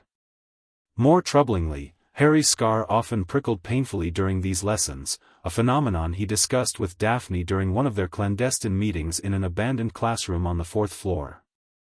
"It only happens with Quirrell," Harry explained, rubbing his forehead. "And sometimes when Snape looks at me, but mostly with Quirrell." Daphne frowned, setting aside the book on magical bonds they'd been studying. "That can't be normal. Curse scars are rare to begin with, and yours is the result of the most powerful dark curse known. Perhaps it's reacting to the dark arts subject matter? Maybe, but it doesn't hurt in any other class, and we've covered some pretty dark creatures in History of Magic. We should add it to our research list," Daphne decided, pulling out a small notebook where she meticulously tracked their ongoing investigations. In addition to studying their bond, they were researching Harry's parents, Voldemort's fall, and the possible meanings behind the Destined Lord reference. "Speaking of research," Harry said, lowering his voice despite the privacy charms they'd cast, "I found something interesting about Nicholas Flamel." Daphne looked up sharply. "The alchemist? What about him?" "He created a philosopher's stone. It can transform any metal into pure gold and produces the elixir of life, which makes the drinker immortal." "Where did you find this?" "Chocolate frog card," Harry grinned. "Dumbledore's, actually. It mentioned his work with Flamel on alchemy." Daphne's eyes widened. "And you think this connects to the 3rd floor corridor Dumbledore warned us about? The one with the painful death?" Harry nodded. Hagrid emptied a small package from a high-security vault at Gringotts the same day as the break-in. He was very secretive about it, said it was Hogwarts business for Dumbledore. If Dumbledore is hiding the Philosopher's Stone at Hogwarts, Daphne said slowly, then someone very powerful must be trying to steal it. Someone who might want immortality, Harry added meaningfully. Their eyes met in shared understanding. The grimoire's reference to the time of need and darkness suddenly seemed less abstract. We need to confirm if the stone is really here, Daphne decided. And we should prepare, just in case. Their preparation took various forms over the following weeks. They intensified their wandless magic practice, focusing on defensive spells and detection charms. Daphne began cultivating relationships with older Slytherins, subtly gathering information about the castle's secrets and security measures. Harry, meanwhile, strengthened his Gryffindor alliances, particularly after the troll incident on Halloween that cemented his friendship with both Ron and Hermione. The troll had been a turning point in more ways than one. Harry and Ron's rescue of Hermione from the bathroom had not only created a strong trio of friends but had also raised Harry's first serious suspicions about Professor Quirrell, who had reported the troll yet somehow avoided the scrutiny that fell on Snape afterward. Something's off about him, Harry told Daphne after recounting the incident. And it's not just the stuttering and the garlic. Daphne had begun her own observations of the defense teacher, noting his movements throughout the castle and his interactions with other staff. He spends a lot of time near the third-floor corridor, she reported. Particularly when he thinks no one is watching. Their suspicions deepened after Harry's first Quidditch match, where his broom had been jinxed in what appeared to be an attempt on his life. Hermione had seen Snape muttering what looked like a curse, but Daphne, watching from the Slytherin stands, had noticed something else. Quirrell was staring at you too, without blinking, she told Harry. And when Hermione knocked him over rushing to set fire to Snape, that's when the jinx stopped. You think Quirrell was jinxing my broom, not Snape? Harry asked, incredulous. But why? I don't know, Daphne admitted. But Snape is many things, bitter, unfair, caustic, but he's not stupid. Attempting to murder a student in front of the entire school would be incredibly stupid. As Christmas approached, their investigations hit a temporary standstill. Harry had opted to remain at Hogwarts for the holidays. The Dursleys certainly didn't want him home, and staying at the castle gave him freedom to explore. Daphne, however, was expected to return to Greengrass Manor for the traditional family celebrations. I've arranged for some books from our library, she told Harry during their final meeting before the break. Father will send them as Christmas presents, so it won't seem suspicious. Be careful what you write in letters, Harry reminded her. Dumbledore might, I know, she cut him off with a smile. This isn't my first secret correspondence, Harry. On Christmas morning, Harry awoke to a small pile of presents at the foot of his bed, more gifts than he'd ever received while living solely with the Dursleys. Among them was a lightweight package from the Greengrasses, disguised as a gift from a family friend who knew your parents. Inside was a collection of books on advanced defensive magic and, more remarkably, a fluid, silvery gray cloak that Ron immediately identified as an invisibility cloak. Those are really rare, he said in awe. Who sent it to you? The card attached simply read, Your father left this in my possession before he died. It is time it was returned to you. Use it well. No signature, Harry noted, turning the card over. The handwriting was narrow and loopy, unfamiliar to him. That night, Harry used the cloak to explore the castle freely for the first time. His wanderings led him to discover the Mirror of Erist, where he saw not only his parents but an extensive family surrounding him, and, standing slightly apart but unmistakably connected, the Greengrass family, with Daphne at his side. When he returned the following night, he encountered Dumbledore, who explained the mirror's purpose and warned about its dangers. The headmaster's words seemed genuinely concerned, but Harry couldn't shake the feeling that the encounter had been deliberately arranged, another test, perhaps, from the man who had placed him with the Dursleys and now watched his every move. Upon Daphne's return from holiday, Harry shared the mirror encounter during a covert meeting. "It shows the deepest desire of our hearts," he explained. "I saw my family, and yours." Daphne's expression softened. "That makes sense. The bond connects us as deeply as blood now." "Dumbledore said it doesn't show knowledge or truth," Harry continued. "But I wonder, the way my parents looked at you in the reflection, it was like they approved of the bond. Perhaps that's your heart's way of reconciling your Gryffindor heritage with our Slytherin connection," Daphne suggested. "Speaking of which, Father sent something else for you, something too sensitive to include with the Christmas package." She retrieved a small, ancient-looking book from her robes. "It's a journal belonging to Iolanthe Peveril, who married into the Potter line centuries ago. Father found references to it in some old correspondence and traced it to a private collection. It mentions a Slytherin covenant that sounds remarkably similar to our bond." Harry accepted the book reverently. "Does it explain what the Destined Lord business means?" "Not explicitly, but there are hints. Iolanthe wrote that the covenant recognized one who would unite the divided houses and balance ancient powers long separated. She believed it was tied to the founders themselves, a pact made between Gryffindor and Slytherin before their famous falling out. So this isn't just about me, or us," Harry mused, flipping carefully through the fragile pages. "It's about something bigger, something unfinished from the founders' era. Which might explain why it's activating now," Daphne added. "If Voldemort is attempting to return, the magic could be responding to restore balance." The spring term brought new challenges. Their suspicions about the Philosopher's Stone were confirmed through a combination of Hagrid's accidental revelations and Hermione's research. Meanwhile, the teachers piled on homework in preparation for end-of-year exams, limiting Harry and Daphne's private meeting time. During one potions class, partnered with Daphne due to Snape's apparent desire to separate him from Ron, Harry noticed the professor watching them with unusual intensity. "Don't look now," Harry murmured as they prepared ingredients, "but Snape's staring at us again." "He's been doing that for weeks," Daphne replied without looking up. "I think he suspects something." "About the stone?" "About us.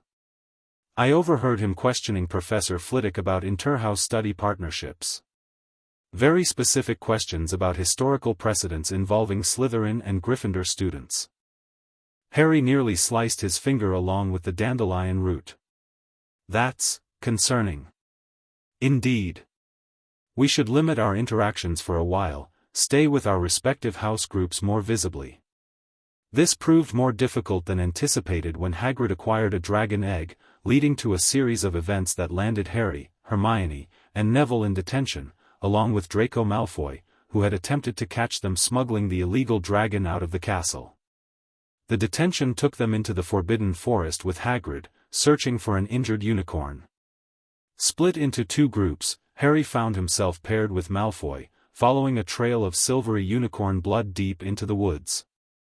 The sight that awaited them, a hooded figure drinking the unicorn's blood, sent Malfoy fleeing in terror while Harry collapsed in agony as his scar erupted in burning pain.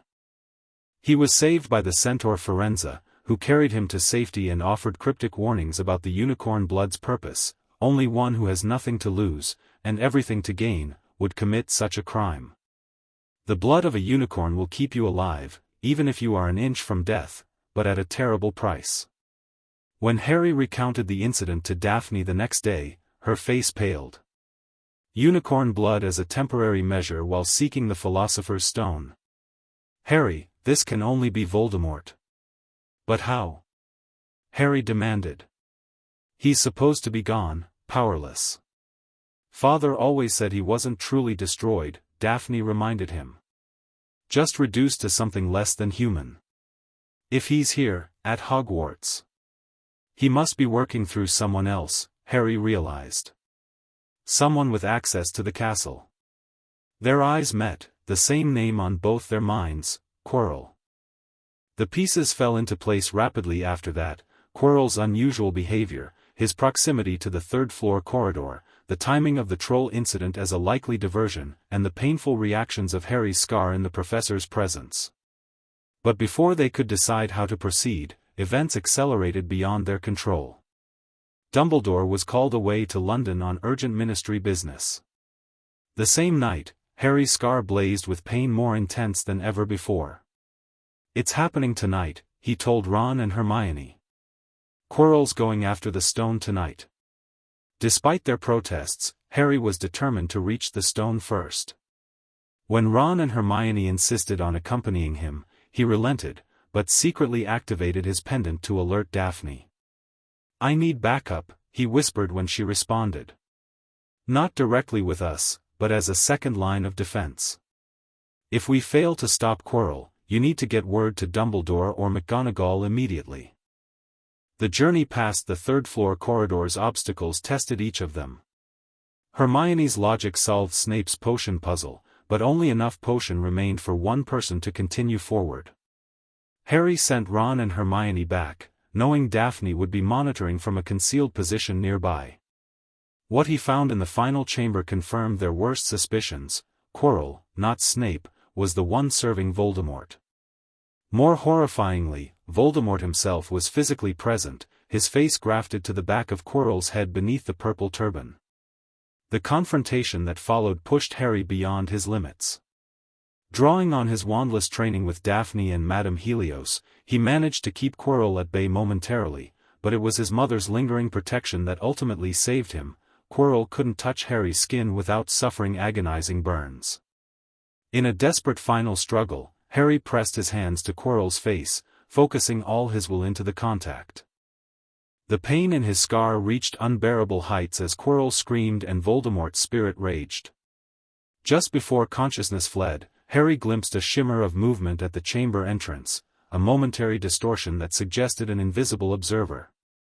He woke in the hospital wing 3 days later to find Dumbledore sitting beside his bed, ready with partial explanations and cryptic assurances. The stone had been destroyed, Quirrell was dead, and Voldemort had fled once more into the shadows. The headmaster attributed Harry's survival to his mother's sacrifice and the power of love, a protection so ancient and powerful that Voldemort, who never understood love, could not overcome it. "What I don't understand, sir," Harry said carefully, "is why Voldemort targeted me as a baby. Why my parents?" Dumbledore's expression grew solemn. "Alas, the first question you ask me, I cannot answer. Not today. Not now.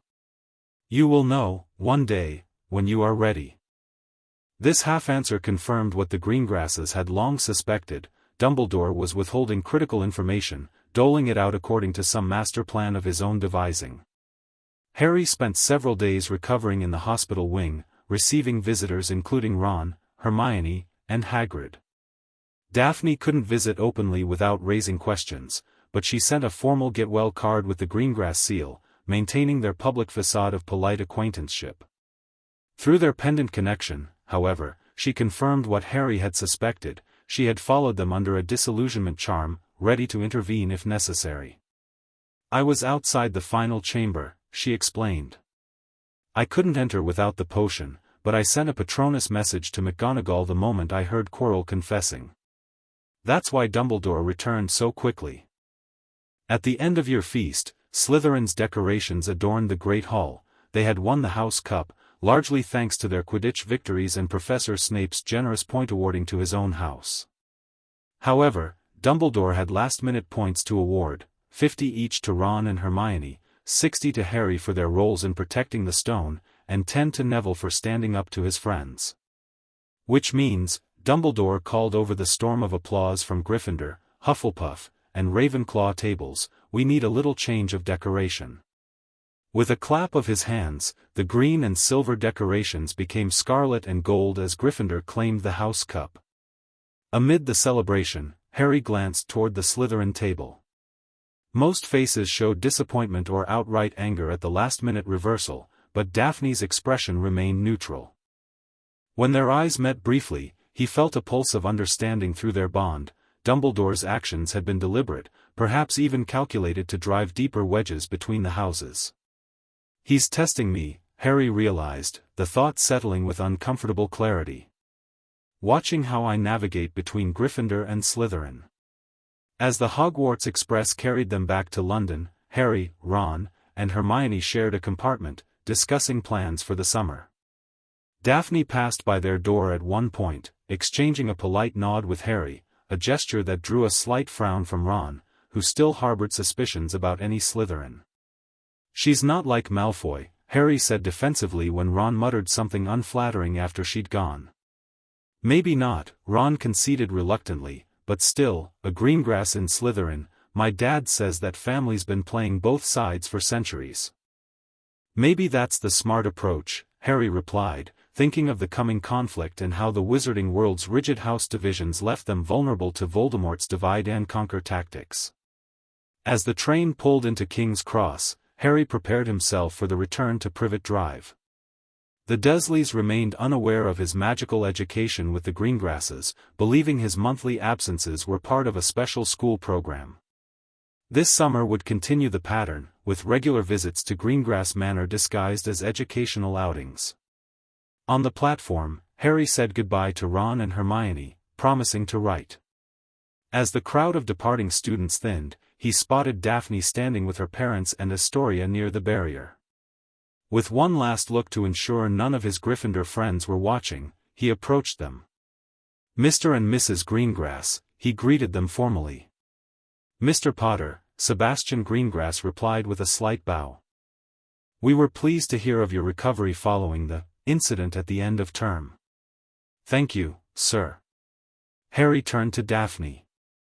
"And thank you for the card." "You're welcome," she said, the public formality belied by the warmth in her eyes. "Perhaps we'll see each other over the summer. There's an international exhibition on defensive magical artifacts coming to London in July."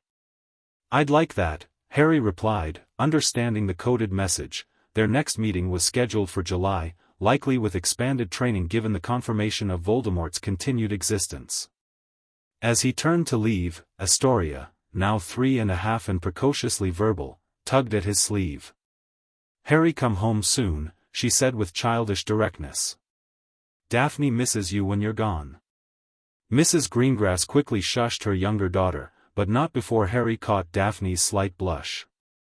Through their bond, he felt her embarrassment tinged with affection, not the romantic kind, but the deep connection of two people bound by magic and shared purpose. "I'll see you soon," he promised, then headed toward the barrier where Uncle Vernon waited impatiently. The first year at Hogwarts had confirmed their suspicions. Voldemort was attempting to return, Dumbledore was orchestrating events around Harry, and their bond would be central to whatever came next. As Harry passed through the barrier from magical to mundane, he felt the weight of these revelations balanced by the strength of his connections, to the Greengrasses, to Ron and Hermione, and most significantly, to Daphne and the ancient magic that had recognized him as her destined lord. Whatever that title truly meant, Harry was beginning to understand it wasn't about power over others, but about responsibility toward them. And as summer began, he was determined to prepare himself for that responsibility, knowing darker challenges lay ahead. Harry's second year at Hogwarts began with disaster.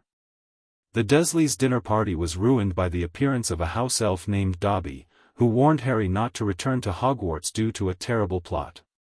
When Harry refused to promise he would stay away, Dobby used magic to drop Aunt Petunia's pudding, resulting in an official warning from the Ministry of Magic and the Dursleys discovering that Harry couldn't use magic outside school.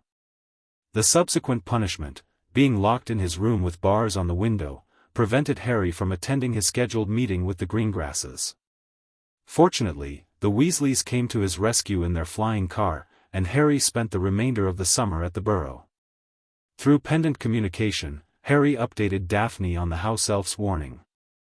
Dobby said terrible things would happen at Hogwarts, he whispered late one night while Ron snored in the next bed. He mentioned a plot and a great danger. House elves can't directly betray their masters, Daphne replied, her voice thoughtful. So whoever owns Dobby must be involved in this plot. How do we find out who that is?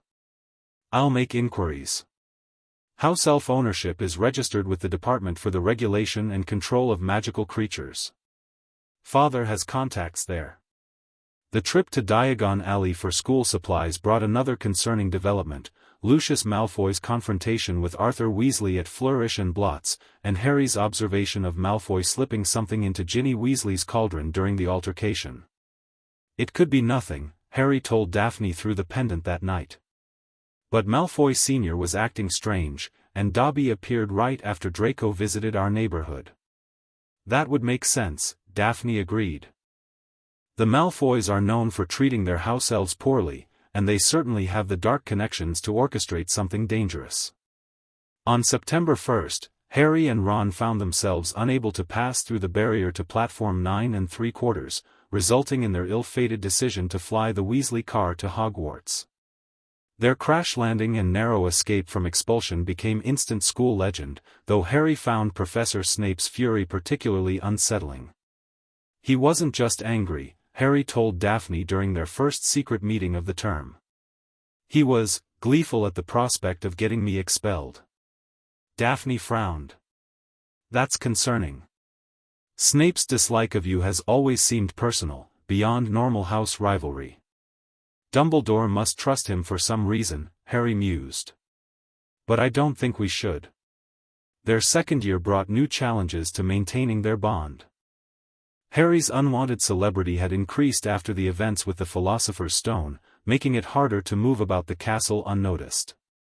Additionally, Gilderoy Lockhart's obsession with mentoring famous Harry Potter meant frequent, unwanted attention. Despite these obstacles, they established a new meeting place, an unused classroom in the East Wing, far from regular patrols, where they continued their wandless magic practice and bond research. The Journal of Iolanthe Peveril had yielded fascinating insights over the summer, which Daphne was eager to share. I found references to something called the Covenant of Houses, she explained, spreading ancient parchment copies on a desk between them.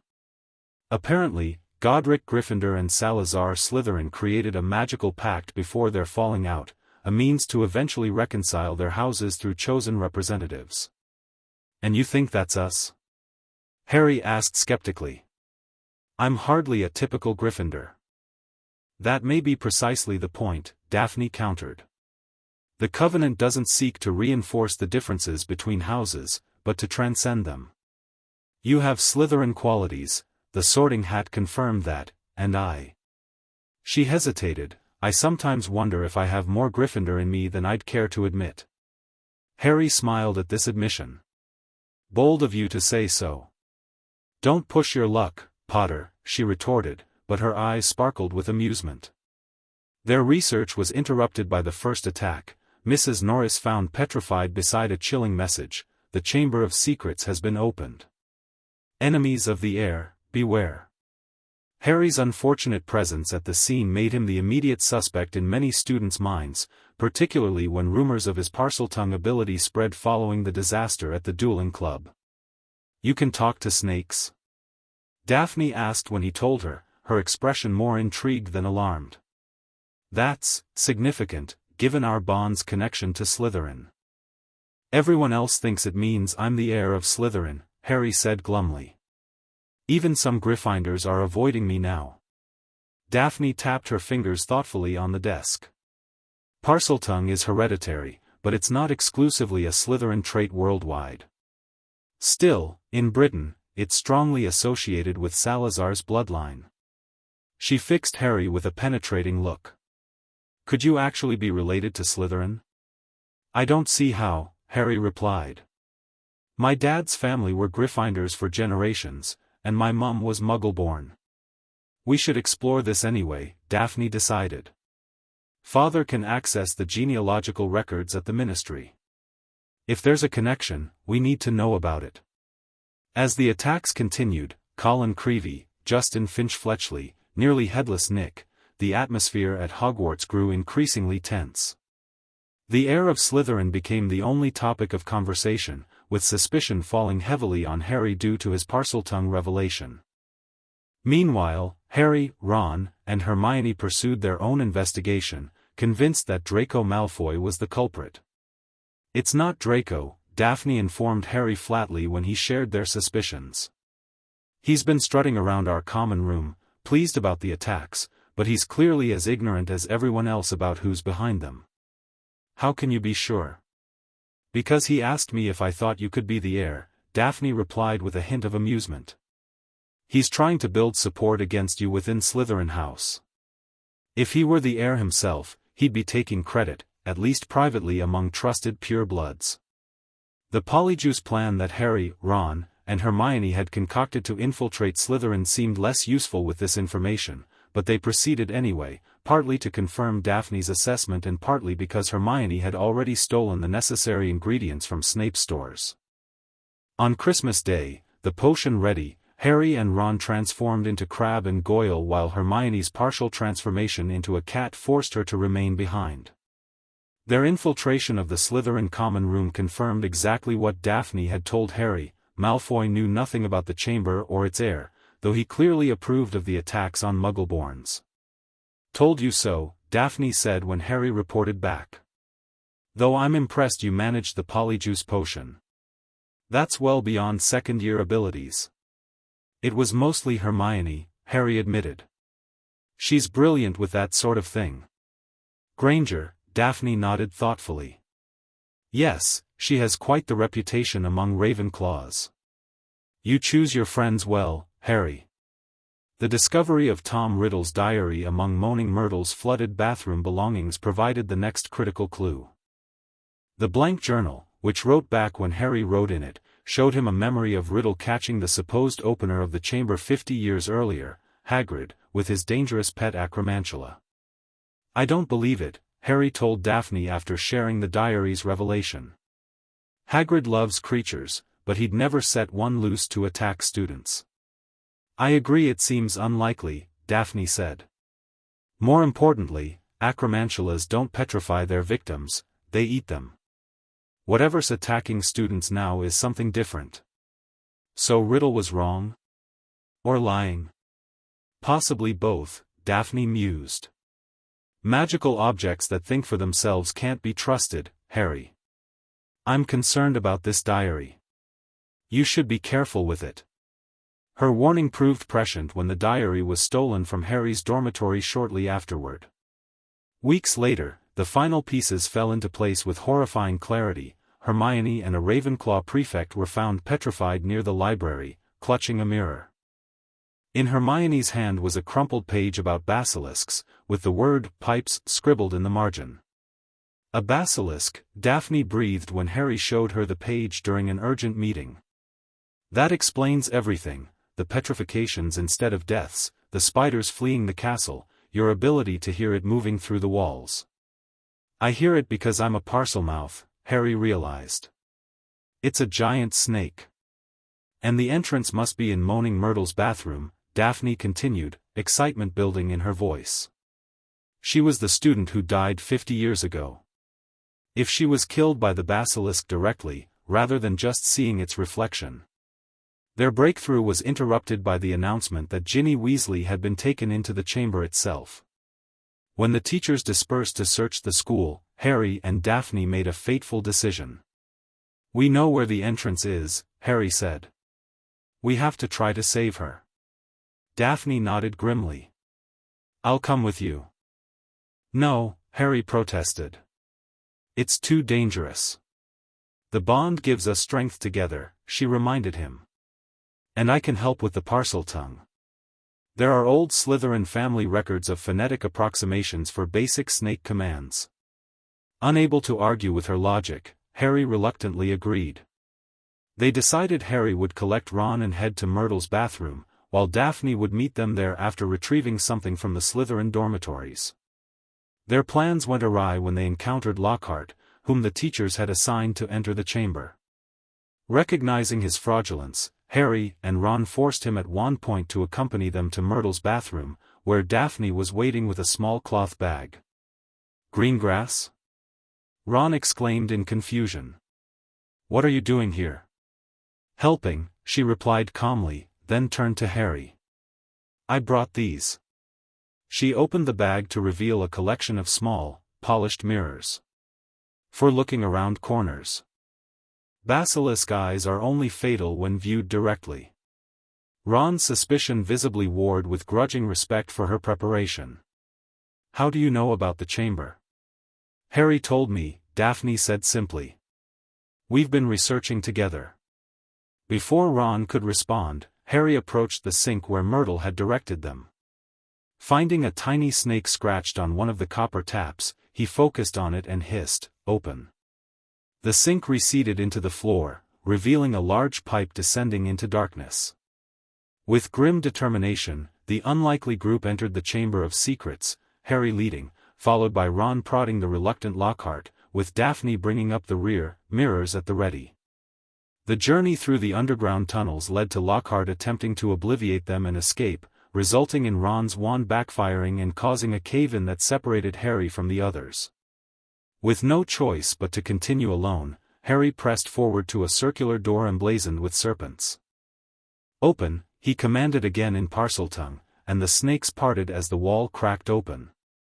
Beyond lay the chamber itself, a long, dimly lit hall lined with towering pillars entwined with carved serpents. At the far end stood an enormous statue of Salazar Slytherin, and at its feet lay a small, red-haired figure, Ginny Weasley, pale and still, with the diary beside her. Also waiting was a tall, handsome boy of about 16, slightly blurred around the edges, Tom Riddle, who revealed himself not as a memory but as a manifestation of the diary, slowly draining Ginny's life force to restore his own. "She's been writing in the diary all year," Riddle explained with cold satisfaction.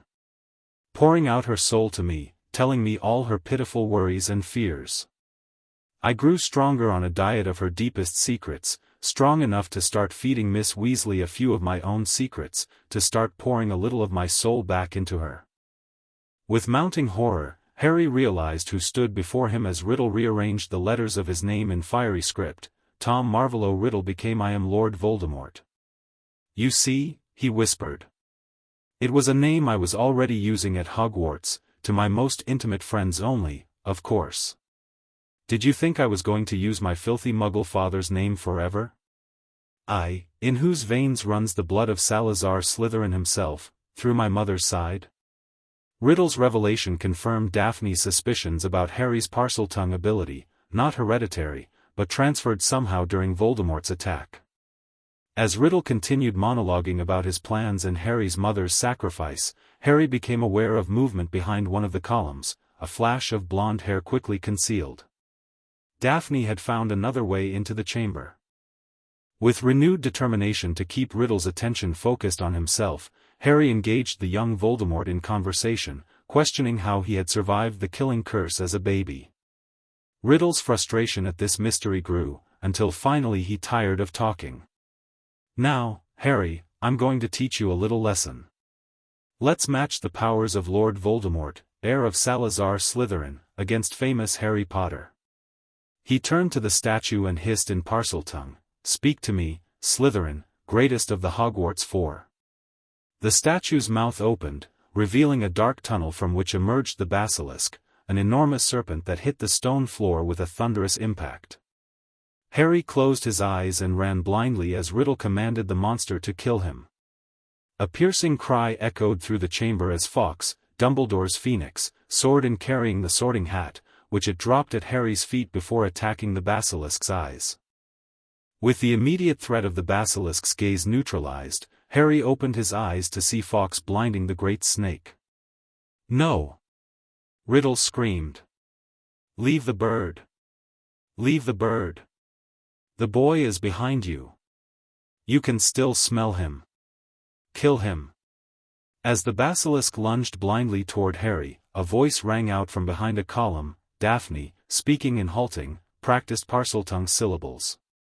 The basilisk hesitated, its head swiveling in confusion at the conflicting commands. Riddle whirled toward Daphne's hiding place.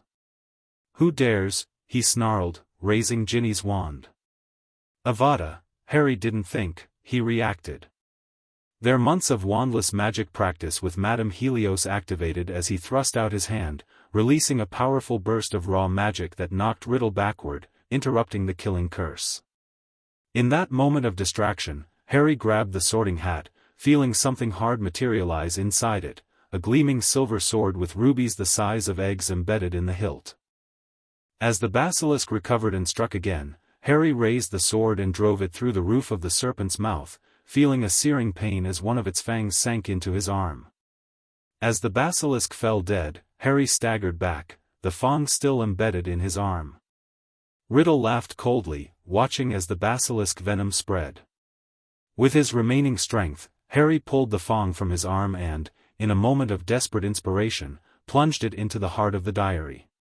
Ink spurted from the book as Riddle screamed, his form twisting and fracturing before disappearing entirely. Ginny stirred as the diary's hold on her broke, but Harry felt consciousness slipping away as the poison neared his heart. Harry! Daphne emerged from hiding, rushing to his side. No, no, no. Through blurring vision, Harry saw Fawkes land beside him, great pearly tears falling onto his wound. The pain receded as the phoenix tears neutralized the venom, healing the puncture completely. Phoenix tears, Daphne whispered. They have healing powers. As Harry's strength returned, he introduced Daphne to a confused Ginny as a friend who helped me find you. Fawkes led them back through the tunnels to where Ron had cleared a small opening in the cave-in, large enough to squeeze through one by one. You brought a Slytherin down here? Ron asked incredulously after they'd all climbed back into Myrtle's bathroom. She saved my life, Harry replied firmly. And helped save Ginny's. The basilisk was confused by her Parseltongue commands. You can speak Parseltongue too? Ron gaped at Daphne. Not naturally, she admitted. I've been studying phonetic approximations from old family records. It wasn't real Parseltongue, just enough to create confusion at a critical moment. Ron stared between them, clearly struggling to reconcile his anti-Slytherin prejudice with Daphne's undeniable assistance. Finally, he extended his hand awkwardly. Thanks, he muttered. For helping save my sister. Daphne shook his hand with a slight smile. You're welcome, Weasley. Fawkes led them to McGonagall's office, where they found Dumbledore, the Weasley parents, and a beaming McGonagall waiting. The ensuing explanations were chaotic. Harry described finding the diary among Myrtle's flooded belongings but carefully edited Daphne's role to make her presence seem coincidental rather than the result of their ongoing collaboration. Dumbledore's eyes twinkled as he regarded Daphne. Most fortuitous that you happened upon Mr. Potter and Mr. Weasley's rescue attempt, Miss Greengrass. Inter-house cooperation is always to be commended. His tone suggested he didn't entirely believe the coincidence, but he asked no further questions. Instead, he awarded 200 points each to Gryffindor and Slytherin, special awards for services to the school, and explained the significance of the sword Harry had pulled from the sorting hat, Godric Gryffindor's own weapon, which presented itself to any true Gryffindor in a moment of need. Later, in Dumbledore's office, Harry had a private conversation with the headmaster about the similarities between himself and the young Voldemort, their half-blood status, Parseltongue ability, and orphan childhoods. So the sorting hat was right, Harry said. I should have been in Slytherin. It's true, said Dumbledore, you possess many qualities Salazar Slytherin prized in his hand-picked students, resourcefulness, determination, a certain disregard for rules. Yet the sorting hat placed you in Gryffindor. Think about that. It only put me in Gryffindor because I asked not to go in Slytherin, Harry admitted. Exactly, said Dumbledore, beaming. Which makes you very different from Tom Riddle. It is our choices, Harry, that show what we truly are, far more than our abilities. Harry pondered these words, thinking of another choice he'd made, to embrace the recognition bond with Daphne despite its Slytherin origins. That choice had saved lives in the chamber, yet he couldn't bring himself to share it with Dumbledore. Something in the headmaster's careful management of information made Harry wary of revealing his deepest connections. The remainder of the term passed in celebration. The petrified victims were revived with the Mandrake restorative draft, Hagrid returned from Azkaban, and Lucius Malfoy was removed as a school governor for threatening his fellow board members into suspending Dumbledore.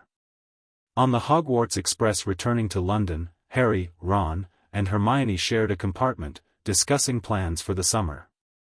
When Hermione left briefly to speak with another student, Ron turned to Harry with an unusually serious expression. "About Greengrass," he began awkwardly. "You two seem close." Harry tensed. "She helped us in the chamber." "Yeah, but before that." Ron frowned. "You said you'd been researching together. How long has that been going on?" "Since first year," Harry admitted. "We have common interests in certain magical theories." Ron looked skeptical. "Just magical theories? What are you asking, Ron?" "I dunno, mate. It's just, she's a Slytherin from an old pure-blood family. My dad says the Greengrasses always play both sides. If you know who came back, she fought against him in the chamber," Harry cut in sharply. "What more proof do you need?" Ron raised his hands defensively. All right. I just worry, that's all. You're my best mate." Harry's expression softened. "I appreciate that. But Daphne's proven herself trustworthy. Not all Slytherins are like Malfoy." When they reached King's Cross, Harry said goodbye to Ron and Hermione before spotting the Greengrasses waiting near the barrier. As with the previous year, he approached them with formal politeness for their public interaction. "Mr. and Mrs. Greengrass," he greeted them with a small bow. "Thank you for your daughter's assistance this term. She was instrumental in certain educational matters." Sebastian Greengrass's lips twitched with suppressed amusement at the circumspect reference to the chamber incident. "We were pleased to hear of your joint awards for services to the school. Most impressive. Father has arranged for additional summer instruction," Daphne said, maintaining the pretense of casual acquaintance. "Given recent events, we thought you might benefit from advanced defensive techniques beyond the Hogwarts curriculum." Harry understood immediately. The Greengrasses were intensifying his training in response to the diary's confirmation that Voldemort was actively seeking to return. "I'd appreciate that very much," he replied. As they exchanged formal goodbyes, little Astoria, now 5 and increasingly aware of the secrecy surrounding Harry's relationship with her family, tugged at his sleeve. "Will you teach me snake talk too?" she whispered, her amber eyes wide with excitement. Mrs. Greengrass quickly hushed her daughter, but Harry couldn't help smiling. "It's not something I can teach, I'm afraid. But I'll tell you about the big snake at our next lesson, deal?" Astoria nodded solemnly. "Deal." With one last meaningful look at Daphne, Harry turned toward the barrier where Uncle Vernon waited. His second year had brought the bond's value into sharp focus. Without Daphne's knowledge and assistance, he might not have survived the Chamber of Secrets. Yet it had also raised new questions about his connection to Voldemort and the true nature of the Destined Lord title. As he left platform 9 3/4, Harry touched the pendant beneath his shirt, feeling its reassuring warmth. Whatever came next, he wouldn't face it alone. The ancient magic that had recognized him at age 8 continued to grow stronger, binding him not just to Daphne but to a larger purpose neither of them fully understood yet. Summer beckoned, bringing with it intensive training, further research, and perhaps answers to the questions that continued to multiply with each encounter with Voldemort's fractured existence. The path ahead remained shrouded in mystery, but Harry faced it with growing confidence, not in himself alone, but in the power of the bond that had transformed his life 3 years earlier in a forgotten park in Little Whinging. Chapter 3, Blood and Magic. The summer sun blazed down on Greengrass Manor's training grounds as Harry deflected Daphne's stinging hex with a wandless shield. Sweat trickled down his forehead, but his concentration never wavered. 3 years of secret training had honed his reflexes to near-perfect precision. "Better," Sebastian Greengrass nodded from the sidelines. "But you're still telegraphing your defensive movements. In a real duel, that half-second could cost you everything." Harry adjusted his stance, emerald eyes narrowed in focus. After the Chamber of Secrets, the Greengrasses had intensified his training regimen. No longer content with basic magical theory and controlled wandless exercises, they now incorporated combat scenarios, ancient protection rituals, and obscure magics rarely taught outside pure-blood families. Again, Daphne called, her wand already moving in a complex pattern. This time 3 hexes flew at Harry simultaneously, a testament to Daphne's own growing skills. Rather than blocking, he sidestepped the first 2 and caught the third with a redirecting gesture that sent it harmlessly into the ground. Good. Sebastian clapped his hands together. Using environment and positioning instead of raw power. Now you're thinking like a proper duelist. A sudden pop of apparition interrupted the training session as Hyperion Greengrass materialized at the edge of the grounds. The elderly wizard leaned heavily on his cane, but his eyes burned with unusual intensity. "That's enough for today," he announced, his tone brooking no argument. "Harry, Daphne, come with me. There are developments that require our immediate attention." Harry and Daphne exchanged a quick glance, their bond humming with shared concern. Hyperion rarely interrupted training, and never with such urgency.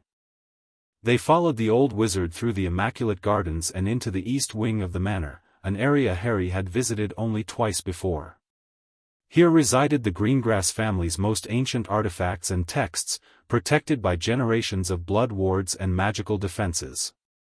Hyperion led them to a circular room dominated by an enormous tapestry depicting a convoluted family tree. The magical weaving shimmered with enchantment, golden threads connecting names and dates stretching back nearly 1,000 years. "Grandfather?" Daphne asked softly. "What's happening?"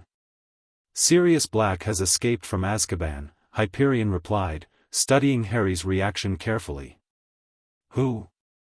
Harry asked, the name vaguely familiar but unplaceable. Sebastian entered behind them, closing the heavy oak door with a wave of his wand. "You wouldn't know the name. It's been deliberately kept from you, I suspect." By Dumbledore, Harry guessed, having grown accustomed to the headmaster's selective disclosures. "Indeed."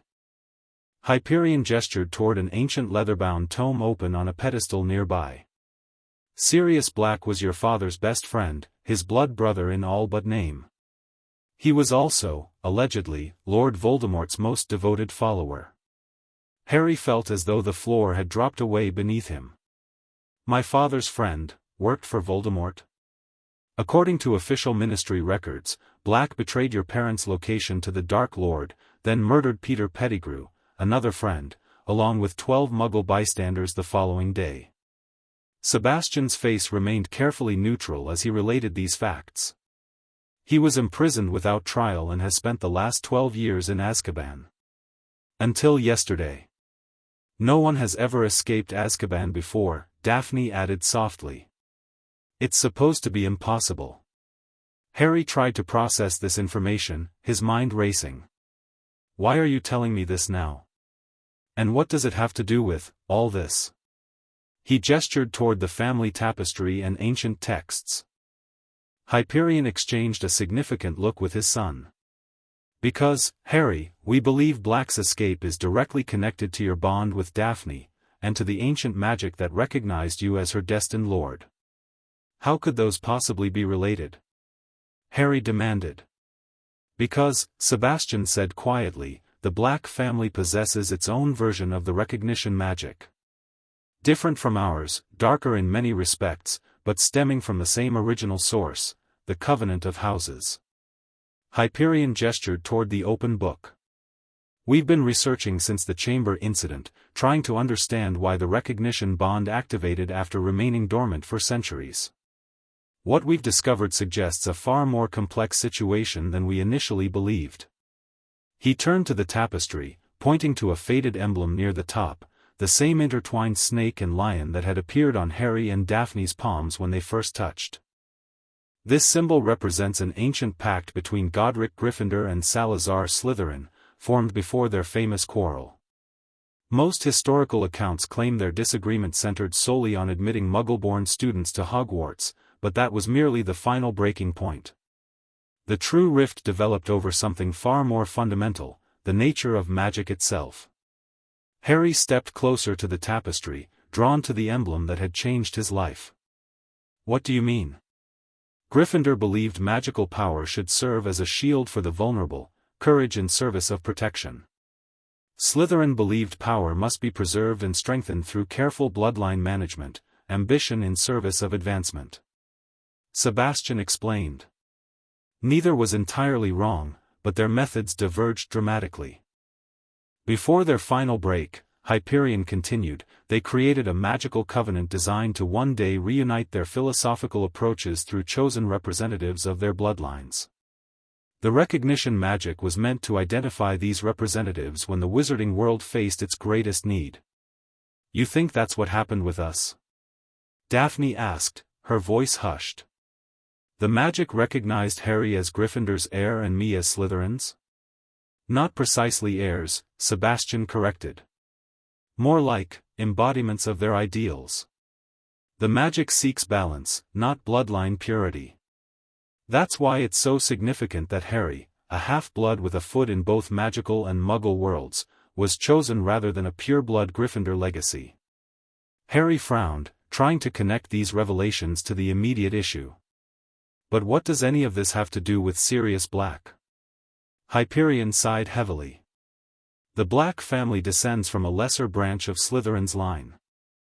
They maintained certain rituals and magical practices designed to identify the return of the Covenant magic. If Black sensed the bond's activation from within Azkaban, it might have given him the will and the magical focus to accomplish the impossible, escaping the prison's defenses. You think he escaped, because of me? Because of us? Harry looked between Daphne and the elderly wizard in disbelief. We think he escaped to find you, Sebastian clarified. The question is whether he sees you as a threat to eliminate or a power to serve. The Black family records are ambiguous on how they viewed the Covenant. Some generations considered it sacred, others a betrayal of Slytherin's true vision. Daphne had gone very still, her sea-green eyes fixed on a particular section of the tapestry. There's something else, isn't there? Something you're not telling us. Hyperion gave his granddaughter an approving nod. Perceptive as always. Yes, there's another complication. The Covenant magic isn't merely symbolic, it conveys actual power, particularly when the bonded pair performs certain rituals together. Power that grows as the bond matures. What kind of power? Harry asked. That depends on the nature of the threat facing the wizarding world, Sebastian replied. The Covenant was designed to create magical balance when needed most. With Voldemort attempting to return, a wizard who represents the most extreme perversion of Slytherin's ambition, the bond would likely manifest protective capabilities to counter him. Which is why, Hyperion added grimly, others might seek to control or destroy the bond before it reaches its full potential. Including, potentially, Sirius Black. Harry exchanged a glance with Daphne, feeling a familiar resonance through their connection, determination mixed with concern. Over 3 years, their bond had developed far beyond the initial recognition, allowing them to sense each other's emotions across distances and occasionally share magical strength in moments of need. The idea that this connection might hold even greater potential was both exhilarating and terrifying. So what do we do? Harry asked finally. We prepare, Sebastian answered simply. Your training must intensify, focusing specifically on the bond's capabilities. And both of you must be extraordinarily careful at Hogwarts this year. With Black on the loose, Dumbledore will implement additional security measures that might detect your clandestine activities if you're careless. Dementors, Hyperion added with visible distaste. The Ministry is sending Azkaban guards to patrol the school boundaries. Harry shuddered, having read about the soul-sucking creatures in one of the Greengrass library's darker texts. How will that affect our meetings? Significantly, Sebastian acknowledged. Dementors sense emotional connections. Your bond might draw their attention if you're not careful. There is a protection, Hyperion said. The Patronus charm. Difficult magic, well beyond typical third-year capabilities, but essential given the circumstances. I've read about it, Daphne said. It requires a powerfully happy memory. More than that, Sebastian corrected. It requires complete emotional conviction, absolute belief in the memory's power to sustain you against darkness. Few adult wizards master it successfully. We'll learn it, Harry stated with quiet determination. We've managed everything else so far. The rest of the afternoon was spent reviewing ancient texts describing the Covenant magic. Most were fragmentary, written in archaic Latin or early forms of English that required translation charms to decipher. Yet slowly, a clearer picture emerged of what the bond might become. According to the oldest account, supposedly written by a direct descendant of Godric Gryffindor, the Covenant enabled a unique form of cooperative magic when the bonded pair worked in perfect harmony. Rather than simply combining their separate magical strengths, the bond could actually amplify their power exponentially while eliminating the weaknesses each might have individually. It's like magical completion, Daphne murmured, tracing the faded illustrations showing two figures casting spells that merged into something greater than either could produce alone. Each supplying what the other lacks. Which explains why the magic chose two people with complementary but different strengths, Harry realized. Your precision and planning balances my, well, reckless improvisation? Daphne suggested with a smile. I was going to say adaptability, Harry retorted, but returned her smile. Before departing Greengrass Manor that evening, Harry received one final warning from Hyperion. Trust selectively this year, Harry, the old wizard advised, his hand resting heavily on Harry's shoulder. Even those who appear to have your best interests at heart may be working from incomplete information. Dumbledore is a great wizard, but he has his own vision for defeating the darkness, one that may not align with what the Covenant magic requires. And what does it require? Harry asked. Balance, Hyperion replied simply.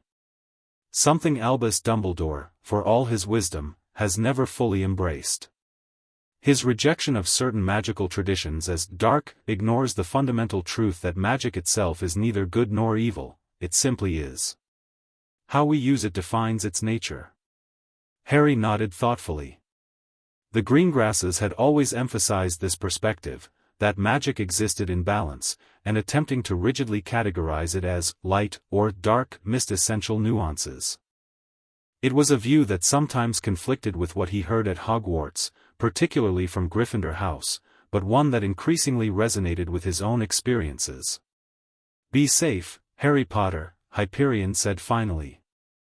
And remember, the Covenant chose you for reasons beyond your understanding.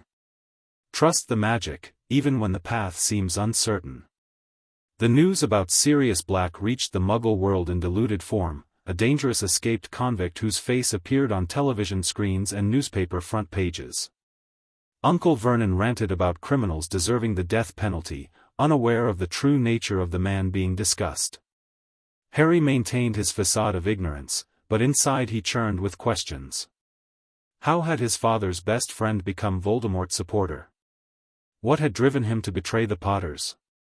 And most troublingly, was he now hunting Harry because of the Covenant magic? On the final day of summer holiday, Harry arrived at the Leaky Cauldron after the night bus rescued him from an incident involving the inadvertent inflation of Aunt Marge. Minister Fudge himself had intervened, surprisingly dismissing the magical offense with unusual leniency. Now, as Harry settled into his room at the Wizarding Inn, he wondered if the minister's clemency had been motivated by concern over Black's escape. The following morning brought a welcome reunion with Ron and Hermione, who had both been staying at the Leaky Cauldron with their families. While shopping for school supplies in Diagon Alley, Harry kept alert for any sign of the Greengrasses, knowing they typically visited the day before term started. He spotted them outside Flourish and Blotts, Sebastian and Cassiopeia maintaining their aristocratic composure while Daphne examined a book display and Astoria bounced excitedly beside them. Catching Daphne's eye, Harry gave a subtle nod as the recognition bond hummed with acknowledgement between them. "Who are you looking at, mate?" Ron asked, following his gaze.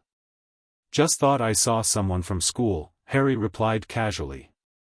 Hermione, ever observant, narrowed her eyes. The Greengrasses? Isn't that the Slytherin girl who helped in the Chamber of Secrets last year? Yeah, Harry acknowledged, knowing denial would only increase Hermione's curiosity. Daphne. She's all right for a Slytherin. Ron made a noncommittal noise that suggested continued skepticism, but Hermione studied Harry with uncomfortable intensity. You two seem to know each other pretty well during that whole situation, she noted. Almost like you'd worked together before. Harry maintained a neutral expression. We've had a few classes together. She's smart, good at research. Before Hermione could pursue this line of questioning, a familiar drawling voice interrupted them. Well, if it isn't Potter and his fan club. Draco Malfoy stood nearby, flanked as usual by Crabbe and Goyle. His pale eyes flicked between Harry and the Greengrasses. Shopping with blood traders and mudbloods when you could have better company? Your judgment remains as flawed as ever. Harry felt his temper flare, but before he could respond, another voice cut in. That's quite enough, Draco.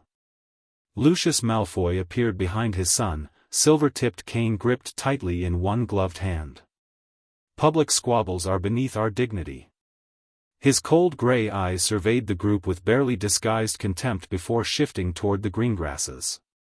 Something unreadable passed across his features as he observed Sebastian Greengrass, not quite respect, but a wary acknowledgement.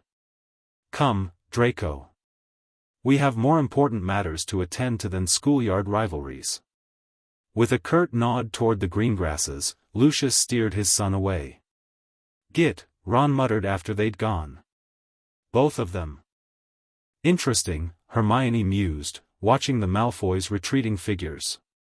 Did you notice how Lucius looked at Mr. Greengrass? Almost like he was evaluating something. Harry had indeed noticed, and it troubled him. The Malfoys had connections to Voldemort's former inner circle, while the Greengrasses had maintained neutrality during the war. If Lucius suspected anything about Harry's connection to the Greengrass family, it could put them all at risk.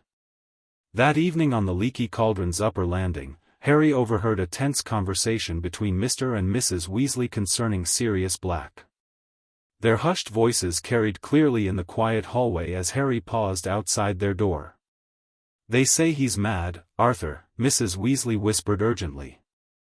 No one survives Azkaban without losing their mind, Molly, Mr. Weasley replied grimly. But that's not what worries me. It's what Fudge told me at the ministry. Black's been talking in his sleep for months now, always the same words, he's at Hogwarts, he's at Hogwarts. Harry's blood ran cold. So Black was definitely hunting him. For heaven's sake, Arthur, you'll have to tell Harry, Mrs. Weasley insisted. He needs to know what he's facing. The boy has a right to know that Black is after him. Harry can't know everything, Molly, Arthur responded wearily. It would terrify him. I don't want to make him miserable, he's happy not knowing. Harry nearly laughed at this assessment. If only Mr. Weasley knew how much he already understood about the situation, though admittedly, he hadn't known Black was explicitly speaking about finding him at Hogwarts.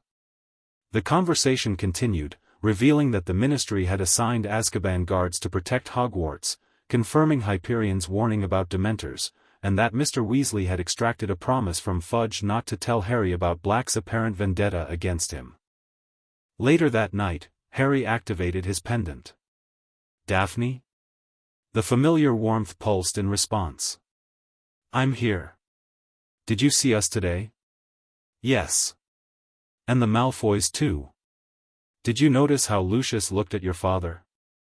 I did. Father thinks Malfoy is growing suspicious about our family's position. Several old pure-blood families have been discussing the Covenant lately, ancient prophecies are becoming popular dinner conversation again. Harry frowned into the darkness. Because of Black's escape? Partly. But there are other signs too, magical fluctuations at certain ancient sites, unusual creature behaviors in traditionally magical areas. The kind of things most modern wizards ignore but that traditionalists consider significant. Do you think Malfoy knows about our bond specifically? No, Daphne replied confidently. If he did, his approach would be far less subtle. For now, he's merely cataloging potential allies and threats for whatever comes next. Harry sighed. I overheard the Weasleys talking about Black. He's definitely coming after me. Apparently he's been muttering about finding me at Hogwarts for months. There was a brief silence before Daphne responded. That confirms grandfather's theory. The Covenant magic has grown stronger since we started actively training together. If Black can sense it, others might too. Including Dumbledore? Possibly. Though the headmaster's strengths lie in different magical traditions. The Covenant magic is old blood magic, not dark, necessarily, but definitely not the kind of power Dumbledore typically works with. We'll need to be more careful than ever this year, Harry concluded. We will, Daphne agreed. But we'll also need to advance our understanding of the bond. What it can do, how to control it. Especially with Black hunting you. The pendant cooled as their connection ended, leaving Harry alone with his thoughts. Tomorrow would bring the return to Hogwarts, where new dangers awaited, not just from Sirius Black, but potentially from anyone who might discover or covet the Covenant magic growing between him and Daphne. The journey to Hogwarts proved eventful in the worst possible way. Harry, Ron and Hermione shared a compartment with the sleeping Professor R.J. Lupin, apparently the new defense against the dark arts teacher. Harry had hoped to meet briefly with Daphne during the trip, but the presence of the professor made such a rendezvous too risky. Instead, they were subjected to a far more terrifying encounter when Dementors boarded the train searching for Sirius Black. The compartment door slid open to reveal a towering, cloaked figure whose rattling breath seemed to freeze the air itself.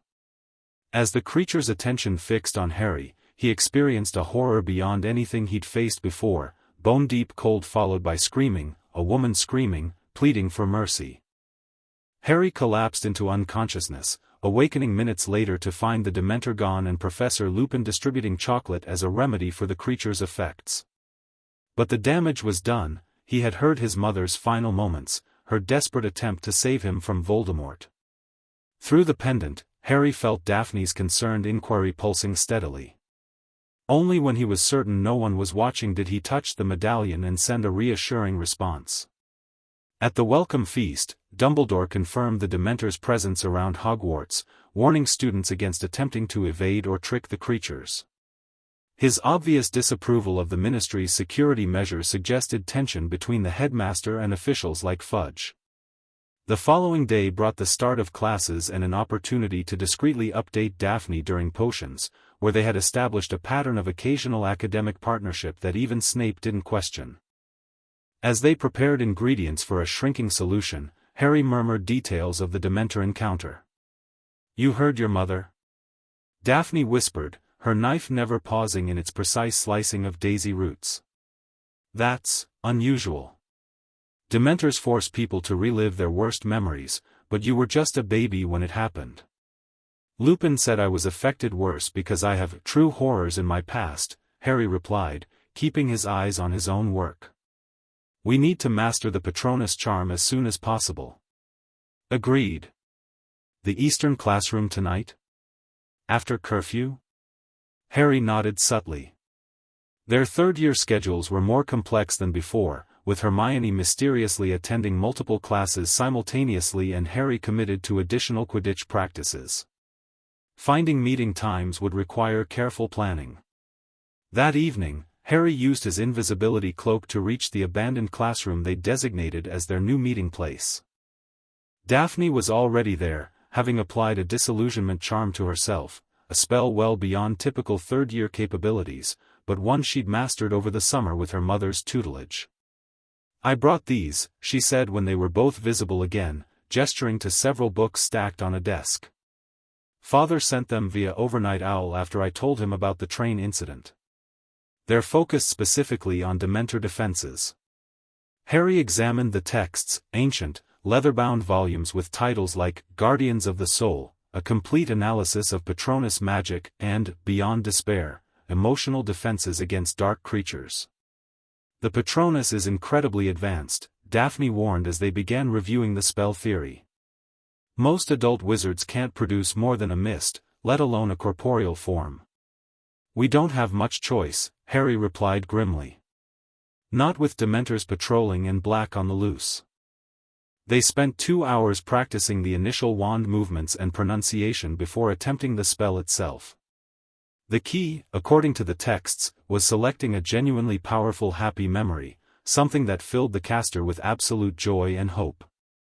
Harry cycled through several possibilities: his first flight on a broomstick, winning the Quidditch Cup, Christmas at Greengrass Manor. Each produced only faint silver wisps from his wand. It's not working, he sighed in frustration after his 10th attempt.